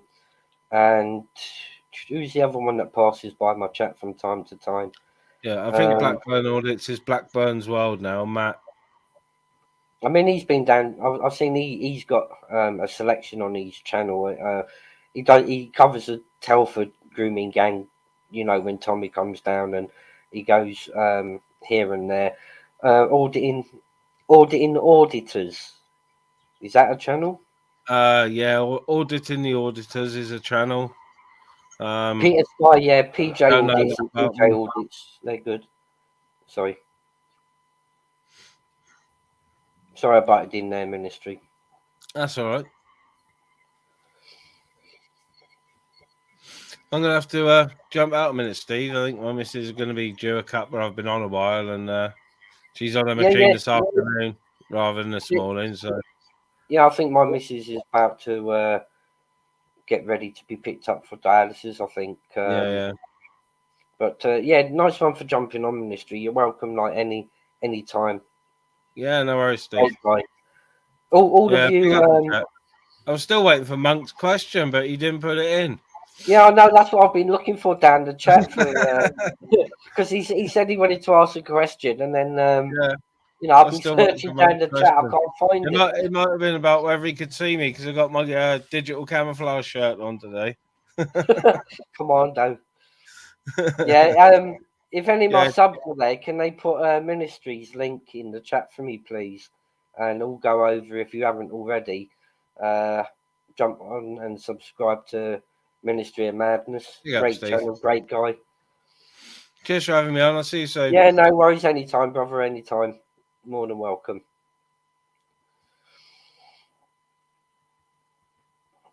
So I'll put the link out if anybody else wants to jump on for 5 minutes.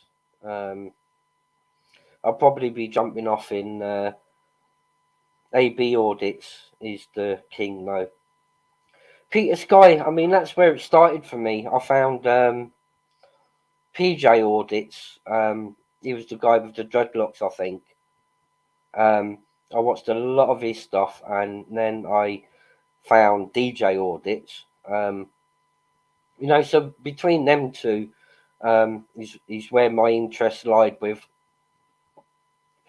finding out about the auditing community. AB audits is the king though. I mean, from what I've seen, I mean, I do like PJ audits. I like the way that he conducts himself. I like the way, that he tackles the confrontation. And DJ audits also, I'll put them two alongside each other. I don't think I've seen AB audits, but I do have quite a few auditors, that do pass by me chat on me lives from time to time. Power to the proletariat is very good as well. I mean, but this is a side of the YouTube community. I wanna investigate a bit more. The auditing side. I've been involved in enough of the dramas on this side of YouTube. It's time for me to investigate. The auditing side, and like I say, even if I can go out there and get me drone up there, at least once and get a bit of content, like an auditor does. That's what I really want to do. I've got an expensive drone just sat there gathering dust, and even if I just do one audit, just to add a bit of flavour onto my channel, then that's something I need to do. Is AD Audits Auditing Britain? Auditing Britain, his channel AB, he is called. I've seen a couple of videos of AB audits. There's auditing auditors. Trying to think of the one that passes by my chat quite often. Begins with A anyway. It's A and audits.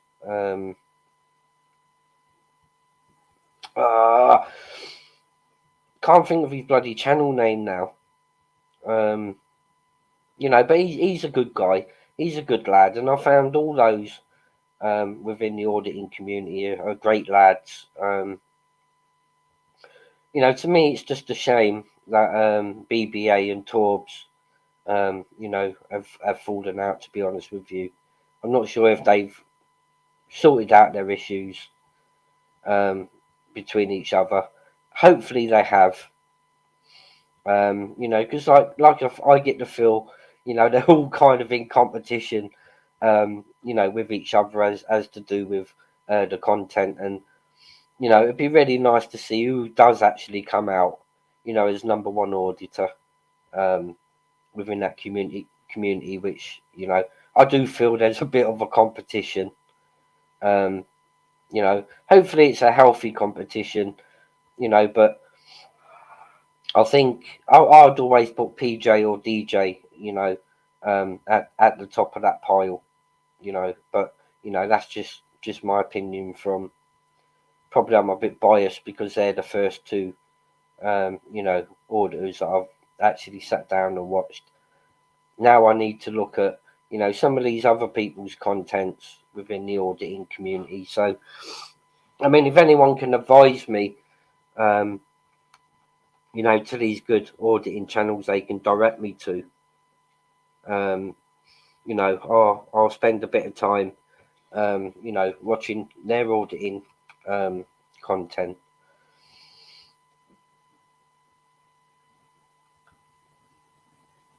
Look into the power of prediction. I may hope you're good. Great day today. Big up, Rob. Old Goth. Let me just see, have I got any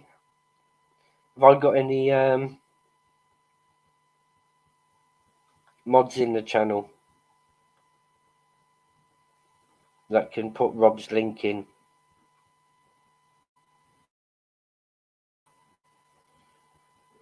Let's put Rob's link in there.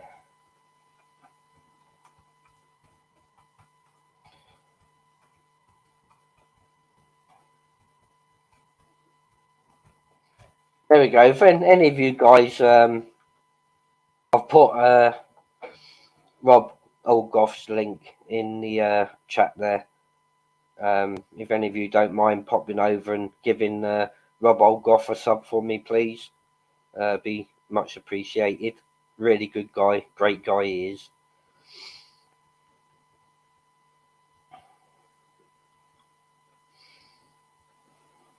Rob, jump! I'll put the link out if you want to jump on for 5 minutes, Rob.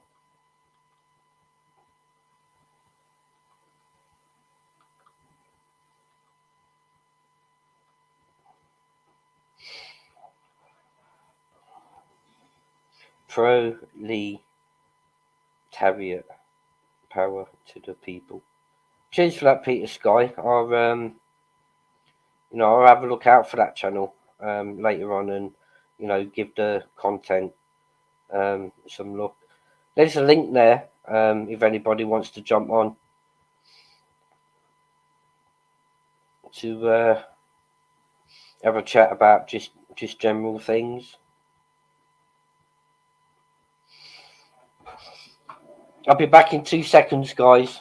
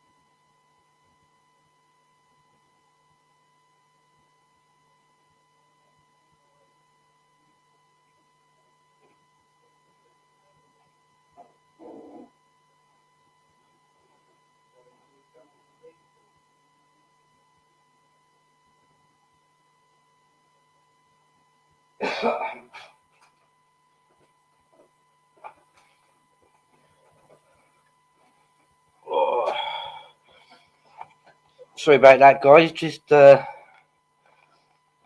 made myself a quick hot chocolate.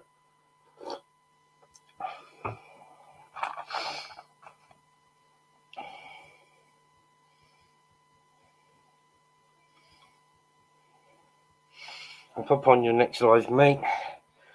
Me and my wife just got home from shopping. Making a defo be on your next live. I have notifications on, mate. How's your wife? She's doing well, mate. She's just waiting now for the taxi to turn up to take her off for a dialysis session. So she goes off normally, around about this time, and she'll get back about 10ish, sometimes between about 10 and 11. She does that 3 times a week, Monday, Wednesday, Friday.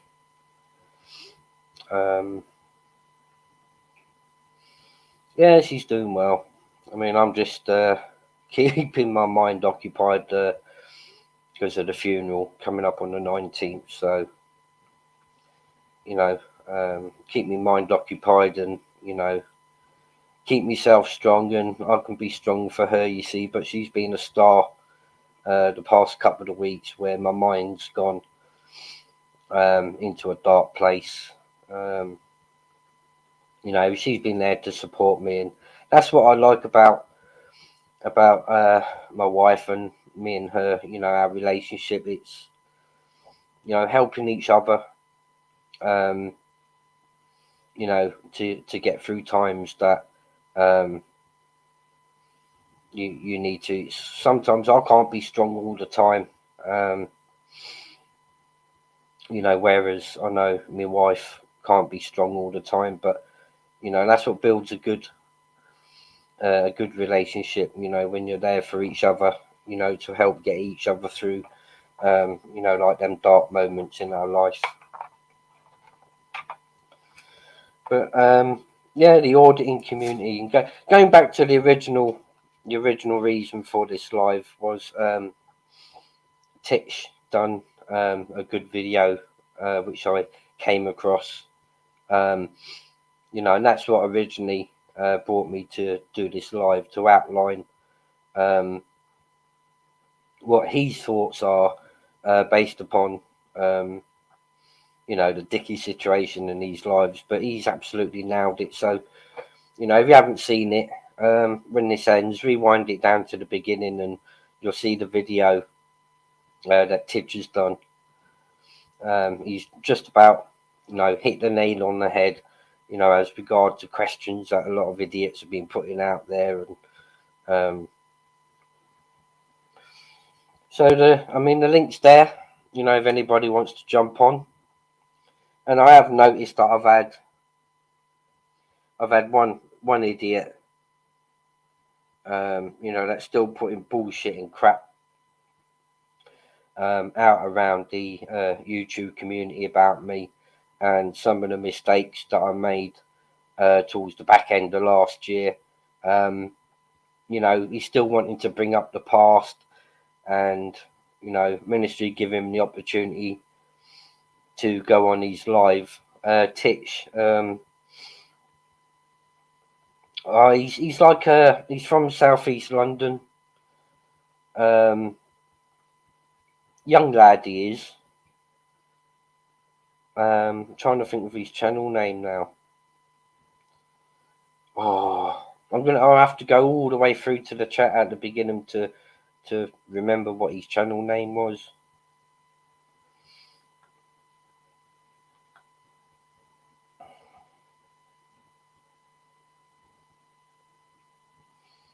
It's not Glue Sniffer, but on this occasion, Titch has put the nail in the coffin as regards to the fucking Decca situation. He's a young lad from South London, a bit of a Jack the Lad. That's the one. That's it, Glue Sniffer. Real Response TV. Absolute cracking video, that he's done. And it's absolutely putting a nail in the coffin to a lot of questions that the same idiots keep asking. Oh, but the spelling mistakes, and he's hit it nailed on the head with his video explaining, with spelling mistakes on legal documents. You're gonna have to go back and watch it, guys, because I take me out of and give him full respect. for this opinionated video that he's done, and he's absolutely nailed it. That's it. Real Response TV official is his channel. No problem, Ministry. You know, you're welcome, you know, anytime onto my lives. You know, big respect to yourself. True gentleman, great guy, you know, and he does some great lives himself, Ministry of Madness. Don't take no crap from people, and these channels doing ever so well. Great guy.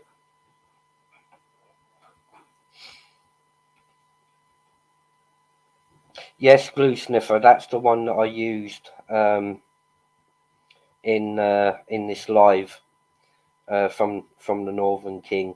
So if you all pop on over and give a sub to Northern King's channel, the video's up there, which I just used the link direct to his video, you know, to show it on my live. Cindy Collector, could you go do me a big massive favour?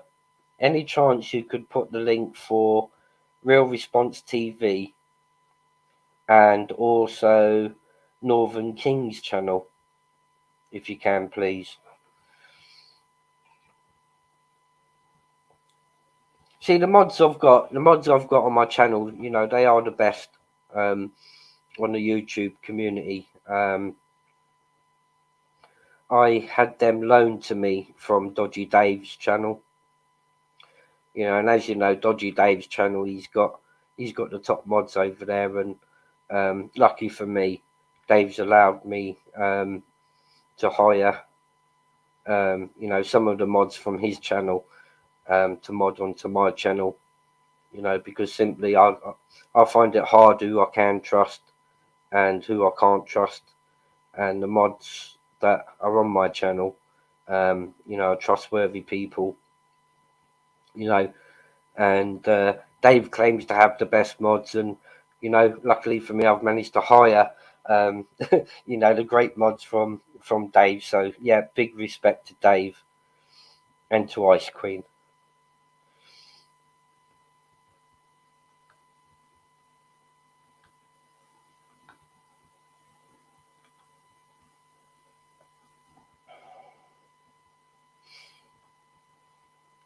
Glue Sniffer, mods for hire.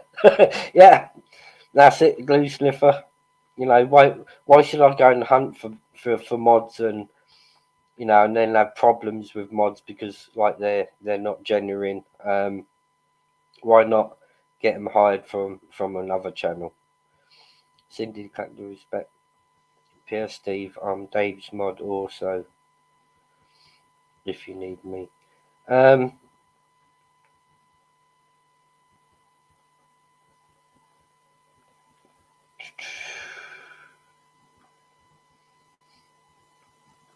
There we go, Rob. You've got a spanner.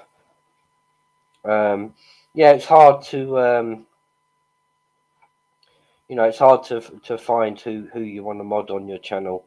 You know, so when they can be recommended to you from other channels, and the channel hosts don't mind you having them as a mod on your channel, you know, that saves a lot of hard work and heartache of who you can trust and who you can't trust. And given the state of my channel, and you know, the haters I've got out there from still the back end of last year, you know, these mods are the best. You know, in getting rid of all the toe rags and the trolls, and you know, allowing what content to stay and you know what content to go. It's totally down to them. You know, I fully support you know, whatever channels that they decide to kick. They know they've got my full support, and you know, the job that they do, I respectfully, you know, and give them full support. You know, in channels that they do decide to kick off on my channel.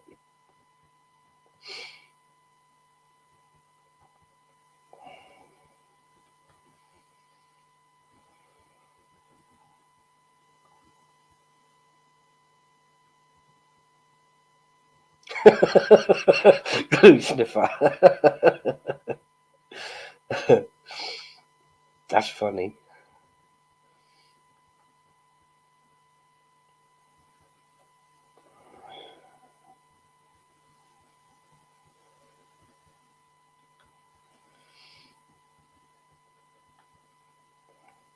So I mean, there's sometimes I do lives, you know, and I don't have any mods. But I mean, my wife had to go at me the other day because I asked a mod that's available to put a link in for somebody, and I didn't realise, you know, that my wife was watching, and I put the link in, and she had to go at me because she was just about to paste the link in, and you know I'd already done it. So,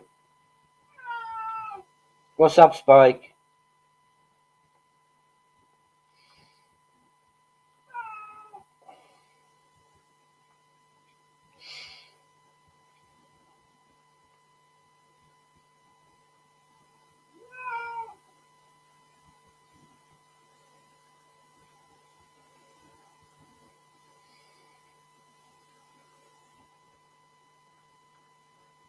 Trying to find rotters there.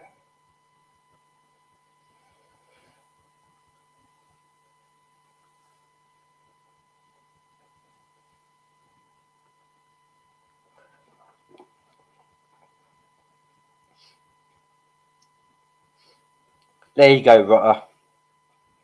You've you've got a nice spanner, so you can do all the plumbing on the channel.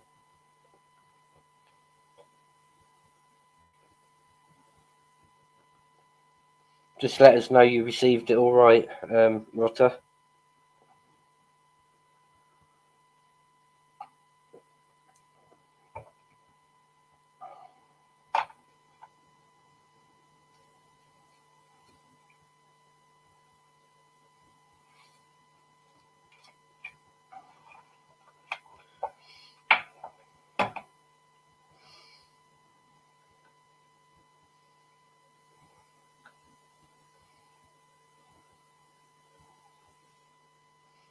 Thank you, Cindy Collector.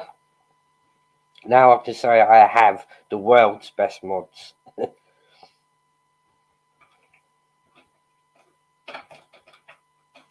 Big up Dodgy Dave. I haven't heard much about Dave lately. I hope he's all right. You know, I've been meaning to send him an email, you know, the past couple of days, but I'll get round to sending Dave an email later on. I haven't seen him on much. You know, maybe he's just working in the background. I don't know. All mods pays are going up by 10%. £10.75 an hour. I pay my mods. You know, because they're the best. £10.75 per hour per mod. Best mods in Britain.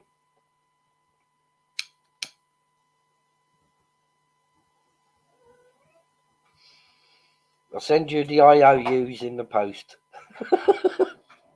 Hey.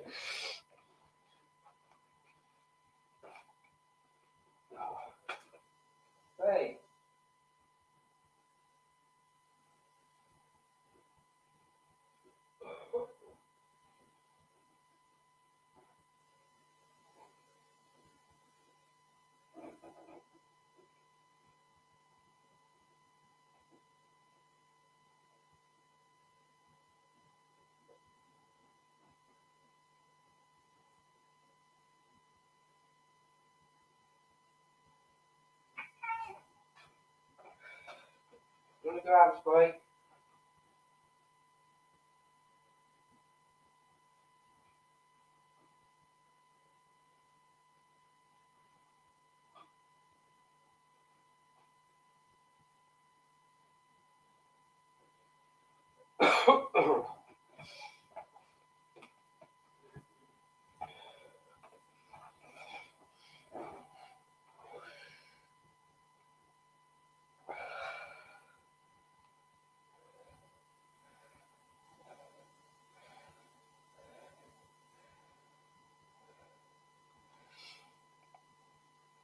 Checks in the post, Cindy.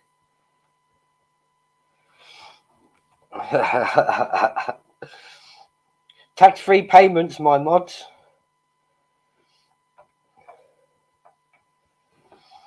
But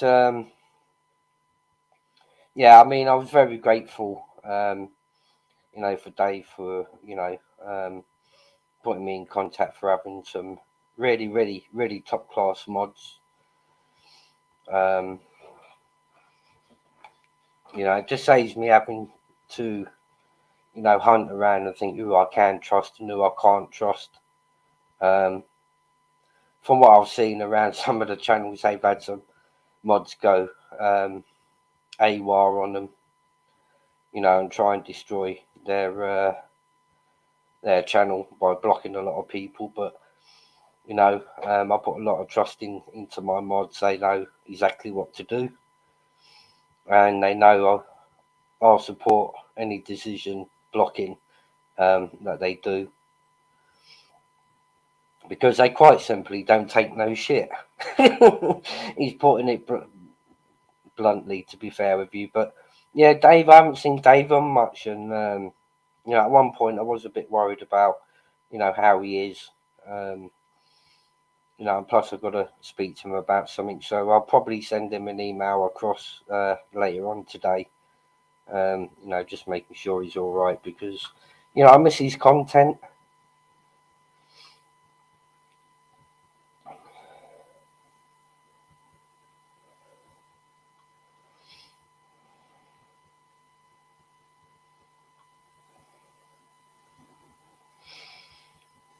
When are you planning your next live stream, Steve? No, I'll probably do a live stream tomorrow. I was hoping, when I'd done the Holly project, you know, I was hoping to get a lad on that knew all about that, but he hasn't replied to my messages, so you know, that was going to be a lot. I'll probably do another live tomorrow, Rob. You know, so if you get a chance to tomorrow, you have to jump on for 5 or 10 minutes.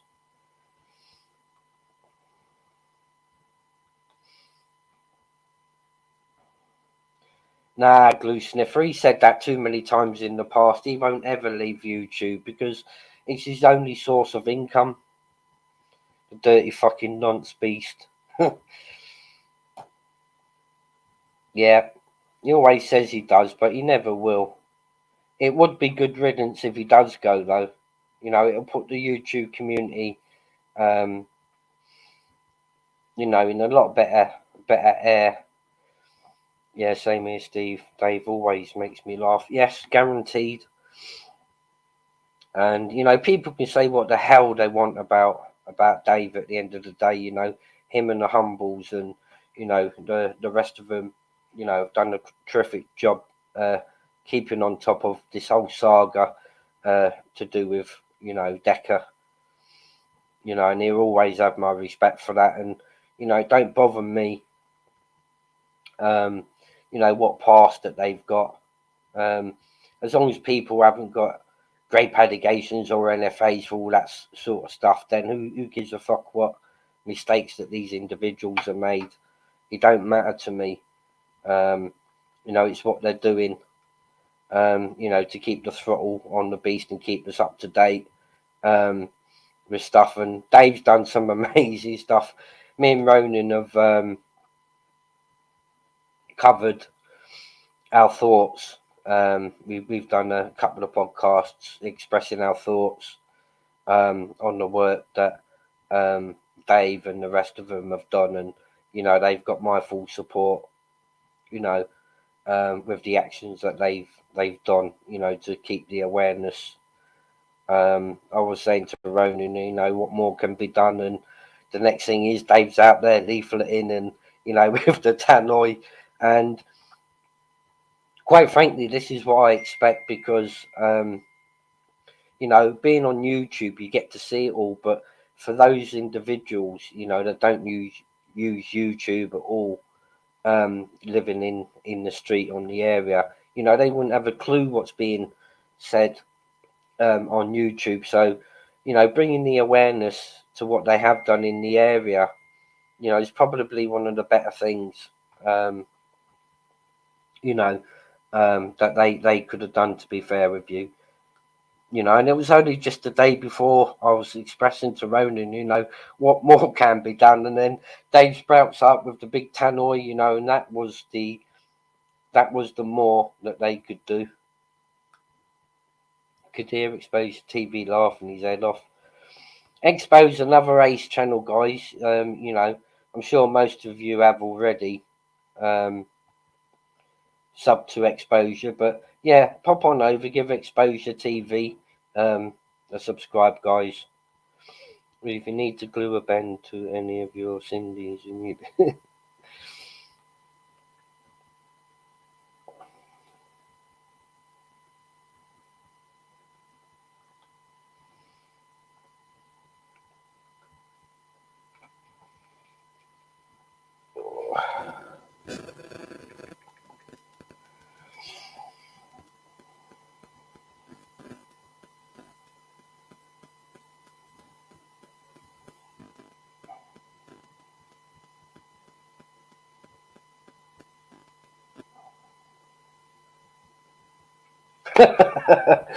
Rob's just sent me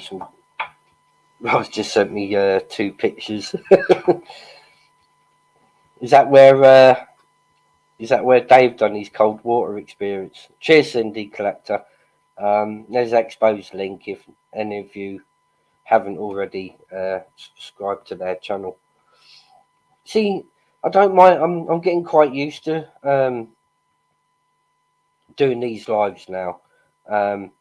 You know, and I don't mind, you know, putting links out for these channels to help them to grow, and, you know, to individuals, you know, that pop along in my chat. You know, I don't mind to help them grow by putting their links out. And going back to something Decca done, you know, charging someone £200, you know, for helping a person's channel grow.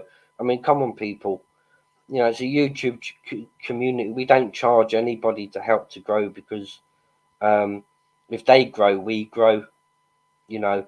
And as small as my channel might be, you know, I still want to get out there and promote bigger channels as well as the smaller channels like ourselves, you know, because that's how the community grows.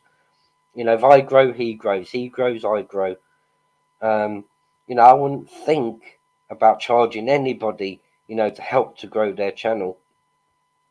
You know, so this is where you've got to look at the people that are in it, you know, for no gain, and those that are in it for the money. You know, there's a lot of channels out there. They're just all about the money. Want to take money off their subs.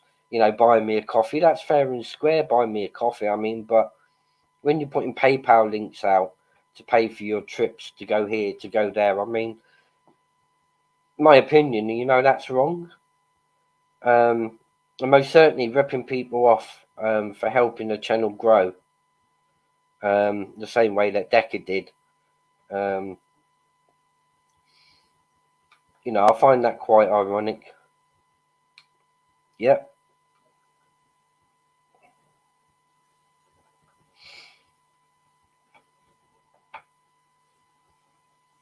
See, the problem is, Mr. Rick, you know, when you buy subs and buy stuff like that, you're actually breaking the rules of YouTube, you know, and they can, if they find it, they can actually take your channel off you. You know, and plus you're only buying bots, you're buying robot subs. You know, if you grow naturally, you know you're going to get the viewers on the channel. You know your views are gonna stay up all the time. But whereas you pay for bots, you're not really going to get the full effect of the views. You know, because it's only a robot bot that's been put on there. It's just like your numbers going up. You know, but really and truthfully, you're not going to get them people watching.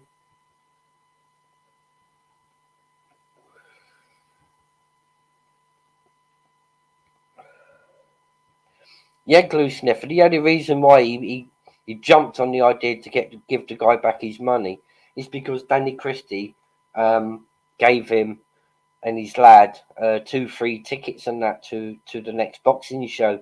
And I did notice and pick up on that. You know, he was umming and ahhing until he realised that Danny Christie's given the guy and his son tickets to his boxing match, that he realised to give the money back. And, you know, here we are today. I'll tell you what I've been doing lately, you know, to grow my subs. I've just come across something with my channel. And what I've done, I put a short up of a boxing match where someone gets knocked out, and it got me like 5,000 views, and like I gained about nine subs off it. And what I've done, I've put out about 12 shorts of guys getting knocked out in the boxing ring. And what I've noticed, not only do I gain high views, like some are even like 15k views, 13k views, 9k views, but also they come with subscribers. I mean, there was one short I've done, it got 15k views, and I gained 26 subs from it. And every single short that I've put out to do with boxing knockouts, it's always gained high views, and it's also gained subs. I mean, it was only, I think 5 days ago I was on 2,220 subs, and where I put 7 shorts out, it's put me to about 2.35k subs. So I'm using that to my advantage at the moment, and putting a lot of shorts out of boxing knockouts, and that's gaining me high views, and also it's gaining me subs along the way. So I've started using that to my advantage, you know, to putting a lot of shorts out there, you know, to gain the high views that they're gaining, but not only that, the subs that come along with it. You know, so I've picked up on that with my channel, you know, and I'm running with that idea at the moment, and I'll keep putting them shorts out of knockouts in the ring, until such a point that the views come low and I don't get any subs, and then that's when I'll stop that idea. But that's one thing I've noticed that's trending on my channel at the moment, you know, and that's just putting shorts out to gain views and subs. So you know, I'm going to run with that idea, you know, until such a time you know, that it stops. But maybe that's a thought or idea for some of you guys, you know, put a couple of shorts out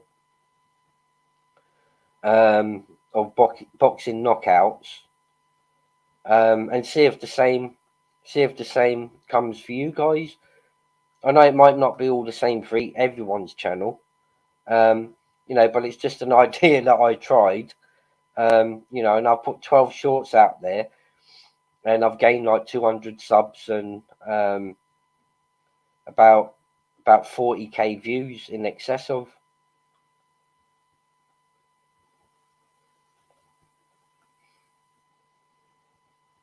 I've got to go. Shift starts soon. Much love to you all. Thank you ever so much, Cindy Collector. One of my top class mods, always will be. You know, I appreciate everything that you do coming over to the channel. The input into the chat section is amazing from you guys, and I can't thank you enough.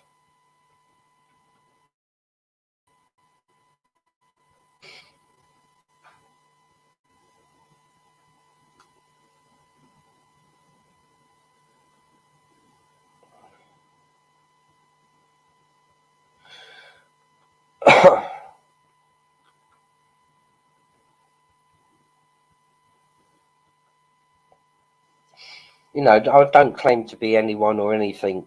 You know, I can only but be myself. You know, but since I pulled away from all of the drama, okay, you know, there's going to be times I'm going to put 1 or 2 videos out, you know, like this, and based upon, you know, the Decca situation, you know, but it's not going to be constant, you know, just enough you know, for the awareness that I feel as and when I need to do that.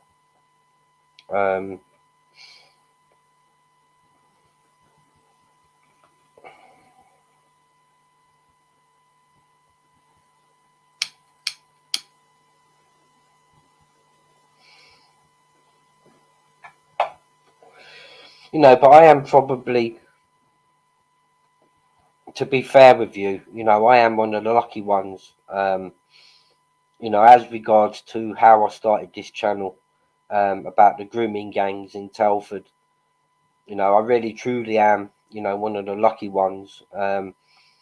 Because, like I say, there were 6 or 7 other people, you know, that was doing stuff like that, and you know, they got terrorized, somewhat, of these Pakistani Muslim gang members, you know, because of that.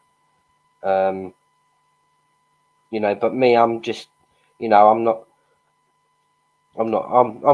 going to be one to shy away if there's awareness to be brought to it. And the best thing I ever done, was to put my face, to that, even though I knew that could come with problems. You know, unfortunately for me, there was, you know, Telford's not that big of a town, and it's one of them where everybody knows everybody, and you know, as soon as my face got out there, people knew exactly who I was, where I was, you know. But because of the way I've carried myself in this town for like the past 25 odd years, you know, it's why I don't get, as many threats as some of these other guys that was unfortunate, you know, and unlucky enough not to do full due diligence and just start putting names out there, and you know, they're the ones that ended up in a whole heap of a mess and trouble. You know, so I say big up to, you know, the Telford community for, you know, sticking and getting behind me, you know, as regards to, you know, this situation. I'm off to cook some tea, Steve. Catch you next time, mate. Cheers, all in the chat. Big up, Glue Sniffer. You know, you're welcome across anytime you want, mate. Thanks for, you know, coming across and, you know, putting your input into the chat, and you know, it means a lot for my subs. You know, even if they chat amongst themselves in the chat as well as listen to what I blabber on about. I mean, it's amazing how you guys, have accepted the channel over the time, and a big up and massive respect to all of you.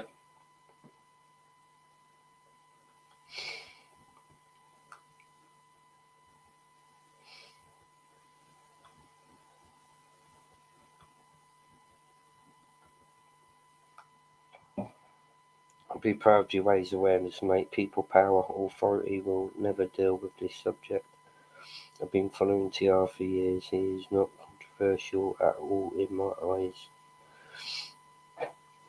I mean, that's why I chose, you know, not to really align myself, you know, with others' work, you know, just to put my own stuff out there, you know, that I know to be true. And, you know, it has rattled cages, in Telford, for the sake that they know me. You know, they know I'm not racist and all of that, because the support I've got from the Pakistani community as well as the Indian community, in Telford. They understand that, you know, I've got a reason for doing it. And it's just the way that you approach it, to be fair. You heard of Danny Jones' real name. Lyndon warned of Telford and anti-Tommy Freak. Mr. Risk, that guy approached me the other day. He was on one of my lives. You heard Danny Jones, yes. Real name Lyndon. Warned of Telford and anti-Tommy Freak. Let me know a bit more, Mr. Risk. You know, because he did come on my channel the other day. You know, but it's not somebody that, you know, I don't want to align myself with anyone. You know, he knows exactly what I'm covering. But I don't want to align myself with anyone. You know, because I'm not in it for that. I'm in it, you know, for getting the real truth out there. Inclusion of own music.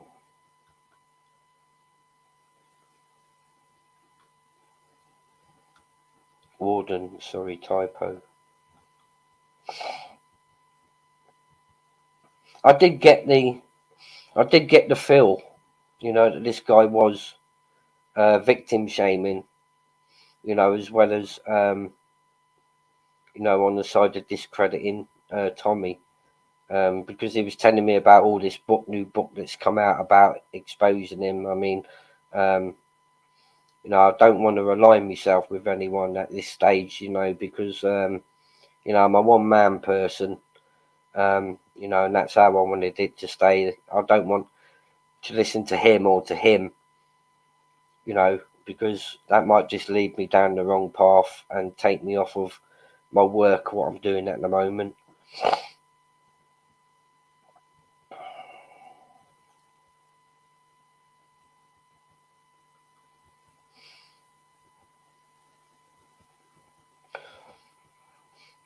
Mr. Rick, let me go sub to your channel now.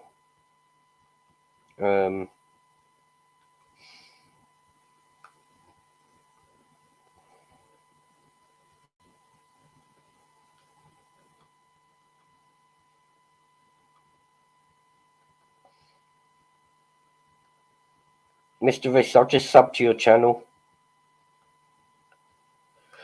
Then he claims to be a big thing in Telford. Nah.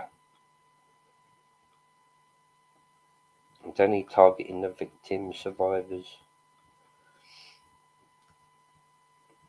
Cheers, thanks for putting Mr. Risk channel link out there. Much obliged. Yeah, I mean, he's, you know,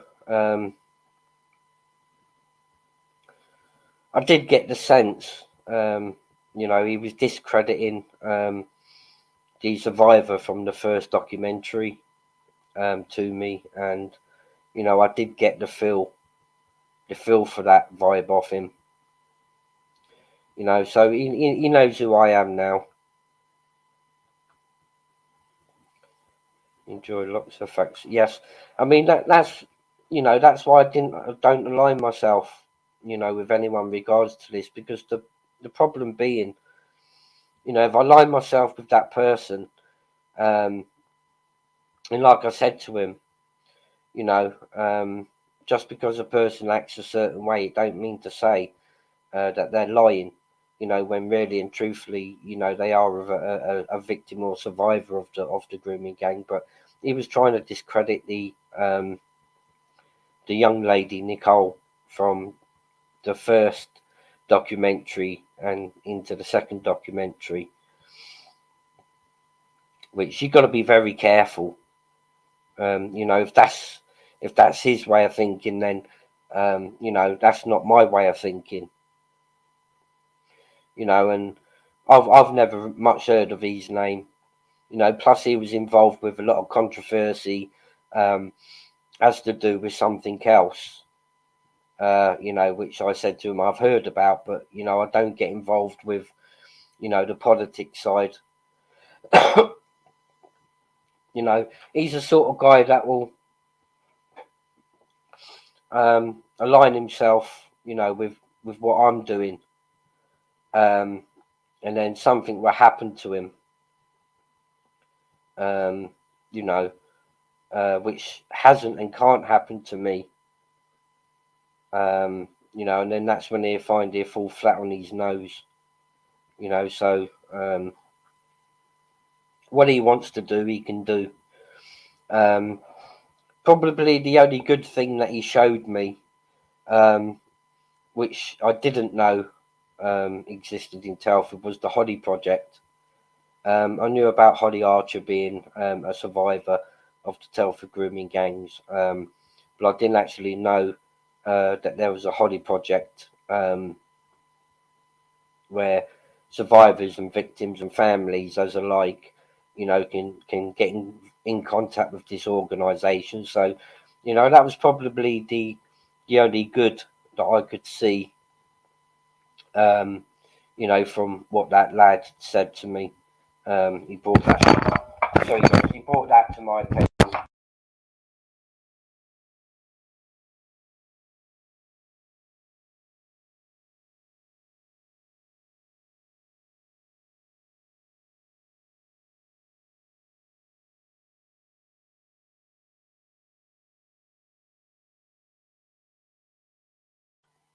I'll mute me mic. Right, audio should be back now.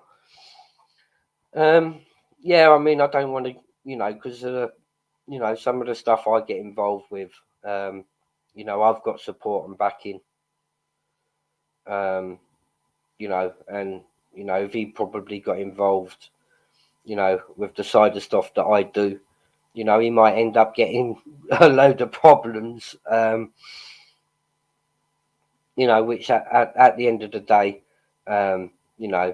his ideas are his ideas and thought, and he can do what he likes on his channel, but my channel, as you can see, I like to stick to the facts and the real information, and stay out of the politics part of it, and generally bring all the awareness, as opposed to getting involved in all politics of that group said that, this group said that, Tommy said that, he said that, she said that, he done this. I'm not involved in all that, but it seems like that guy, Danny, he seems to be involved in all that, but I don't want that reflecting on me or my channel or my life.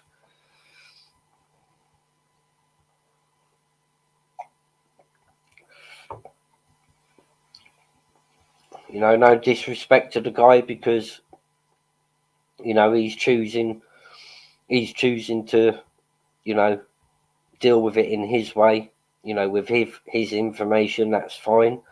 No disrespect to him, but this is what I do, and this is what I choose to do, and stay in my own lane, as a one-man army.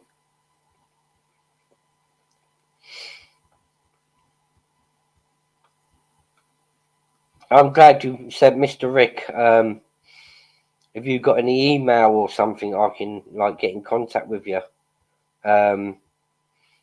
Which area you're from, Mr. Rick? I take it you must be from Telford, or the local area.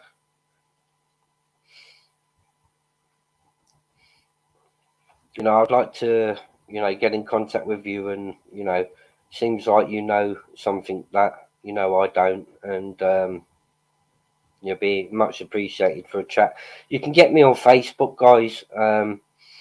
Either Official Topic Talk page, or you can look me up as Steve Clark on Facebook. A lot of people say they can't find me on Facebook, but if you go through to the Official Topic Talk page on Facebook, you can send me a message, and I can get hold of you guys and have a chat, off of YouTube.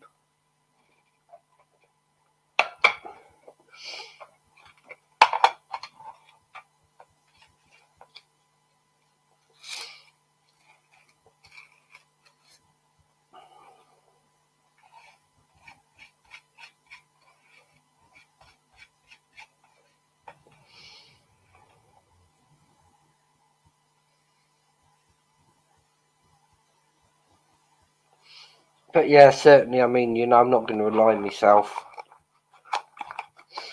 with anybody just for the sake that, they're from my hometown, and, covering the same as myself, because the way they do it and the way I do it is going to be completely, two different worlds. But, like I say, no disrespect, because if that's what he chooses, that's down to the guy, and I wish him every bit of luck.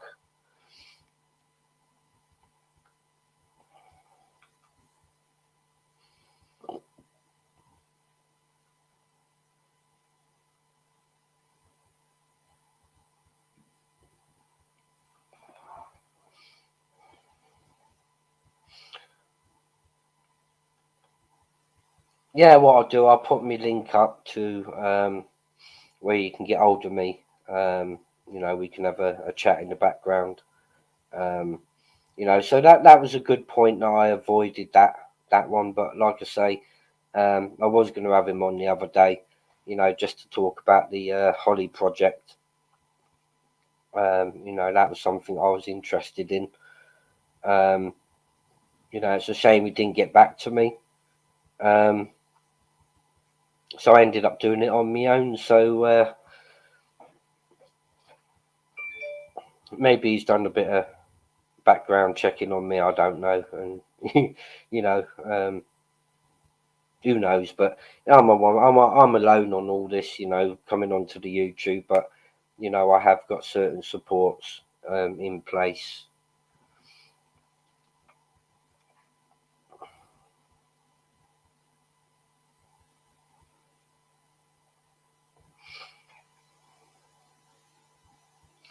You're going to always come across that, aren't you? You know, there's going to be people that are going to have a difference of opinion on the same issue, the same subject. You know, which my issue is I'm not against Tommy because I've got ultimate respect for being the man to stand up, you know, and bring awareness. But, you know, sometimes, you know, we do make schoolboy or errors along that way. And, you know, that's that 20%, you know, that I disalign, you know, with Tommy on that idea. But, you know, like I say, I'll be doing a video about that one day, which I've already done a video with. If you all go across Holden Official, you know, very good lad. I've been doing lots of podcasts with the guy over the past 3 or so months. We cover all different subjects. So if you get a chance to give Holden Official a subscribe, guys. Really, really down to earth guy. You know, and I've known him long enough now. You know, he might not be my blood brother, but you know, I count him as a brother now and family, as opposed to, you know, just a friend as such. Great content, and we do a lot of podcasts together about different subjects. Some controversial, you know, some not so controversial. But Holden Official.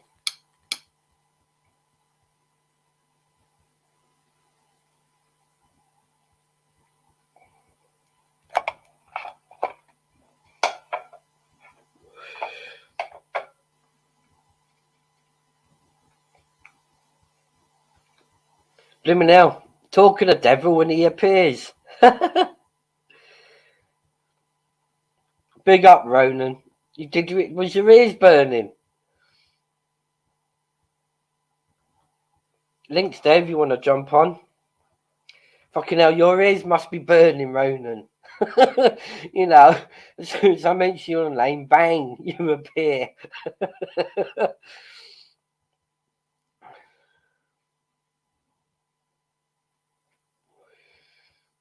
There we go. Life's full of surprises, guys, and you know, no sooner have I mentioned Mr. Holden's name, bang, he appears. His ears must have been fucking burning.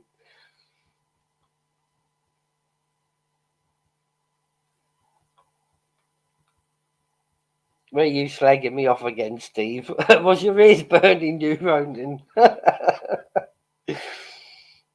That's amazing, that is, guys. I mean, this world's full of magic. Ronan's channel's in the chat, guys. Holden Official. Jump on over and give his channel a sub, please.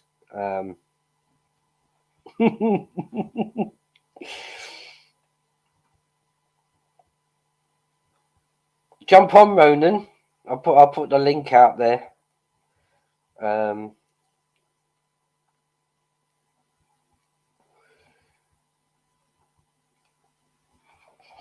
I wonder if I do that with everybody's name. You know, mention their name once, to jump on over and give their channel support. I wonder if they all jump in my chat one by one, or is it just that magical situation between me and Ronan? He's got hidden devices in my front room, I think.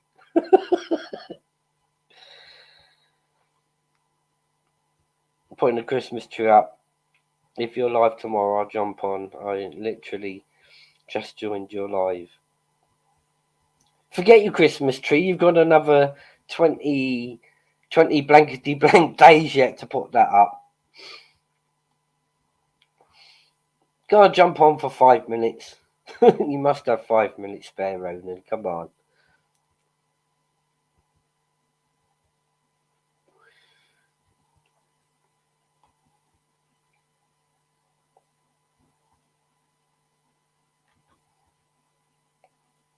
If it's that case, say Jennifer Lopez naked and you might get lucky.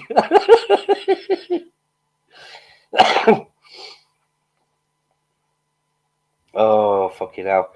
Yeah, Ronan, you need to watch this back from the beginning and watch the video that I've put up on this live, Titch's reaction, because he's absolutely banged the nail on the head. That was the main reason that I started this live, because the opinion of Titch is just spot on. As for an outsider person looking into all this Dicky shit, I mean, he's absolutely fucking nailed it, mate. 100%.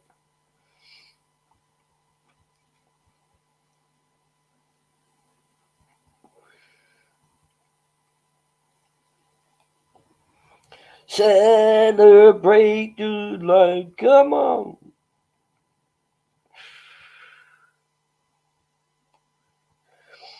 It's not often you catch me in one of these moods, but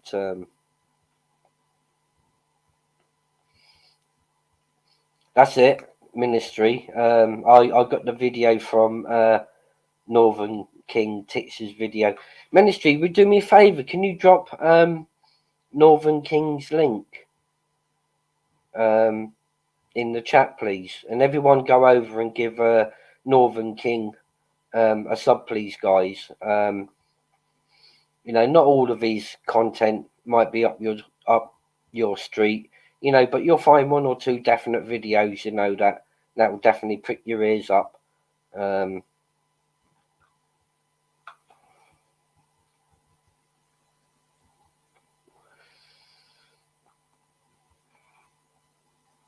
give you a ring later, mate. She's asking me to go into the loft. Yeah, I've got that to come yet. Probably over the next couple of days, I'm going to have to go up actually to the garage now. I'd have to go out to the garage to get our Christmas tree and start putting it up. I'm probably a bit late, but I think some people put it up in beginning of December. So between now and the 1st of December, I think I'm going to get the Christmas tree out and, decorate the place up a little bit. I had some bad news. My father-in-law won't be coming over this Christmas, so I think it's just going to be me and the wife, I think.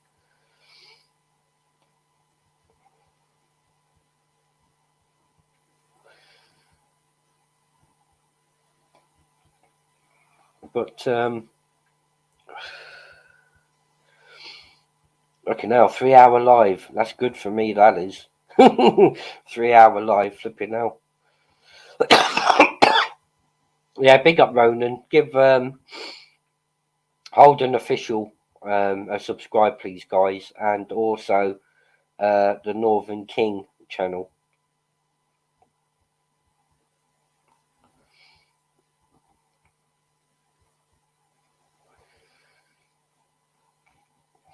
Anyone else want to jump on for 5 minutes? I'm going to give it another 10 minutes and then I've got to crack on. I was only expecting to be on for an hour or so. There's some things I've got to catch up and do while the wife's out doing her dialysis. that I forgot to do this morning. But yeah, I might well jump back on. Need a couple of hours to go and get some jobs done. You know, and I might even crack up a live a bit later on, continuing with the report from the Telford Grooming Gangs inquiry.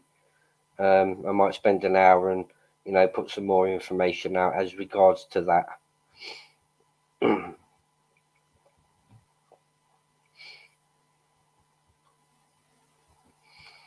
There's no link on his about page. Cheers, Ministry, for looking. I'll try and put Northern King's link in the description if I can find it later.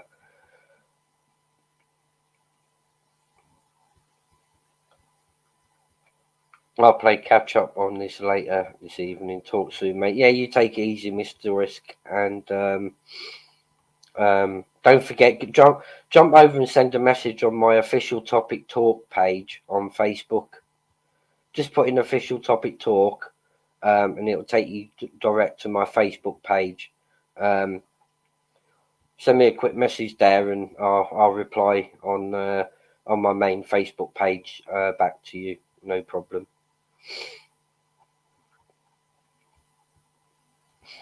Guys, I'm gonna wrap it up. I've got to jump on and do these jobs. You know, give me a couple of hours. I'll be back. I'll do another live of an hour from the independent inquiry regarding the child sexual exploitation in Telford report, and then have an open panel again.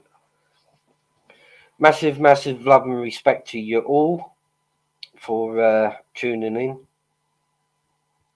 to this live, and peace out to all of you, and I'll catch up with you guys later. Take it easy, guys.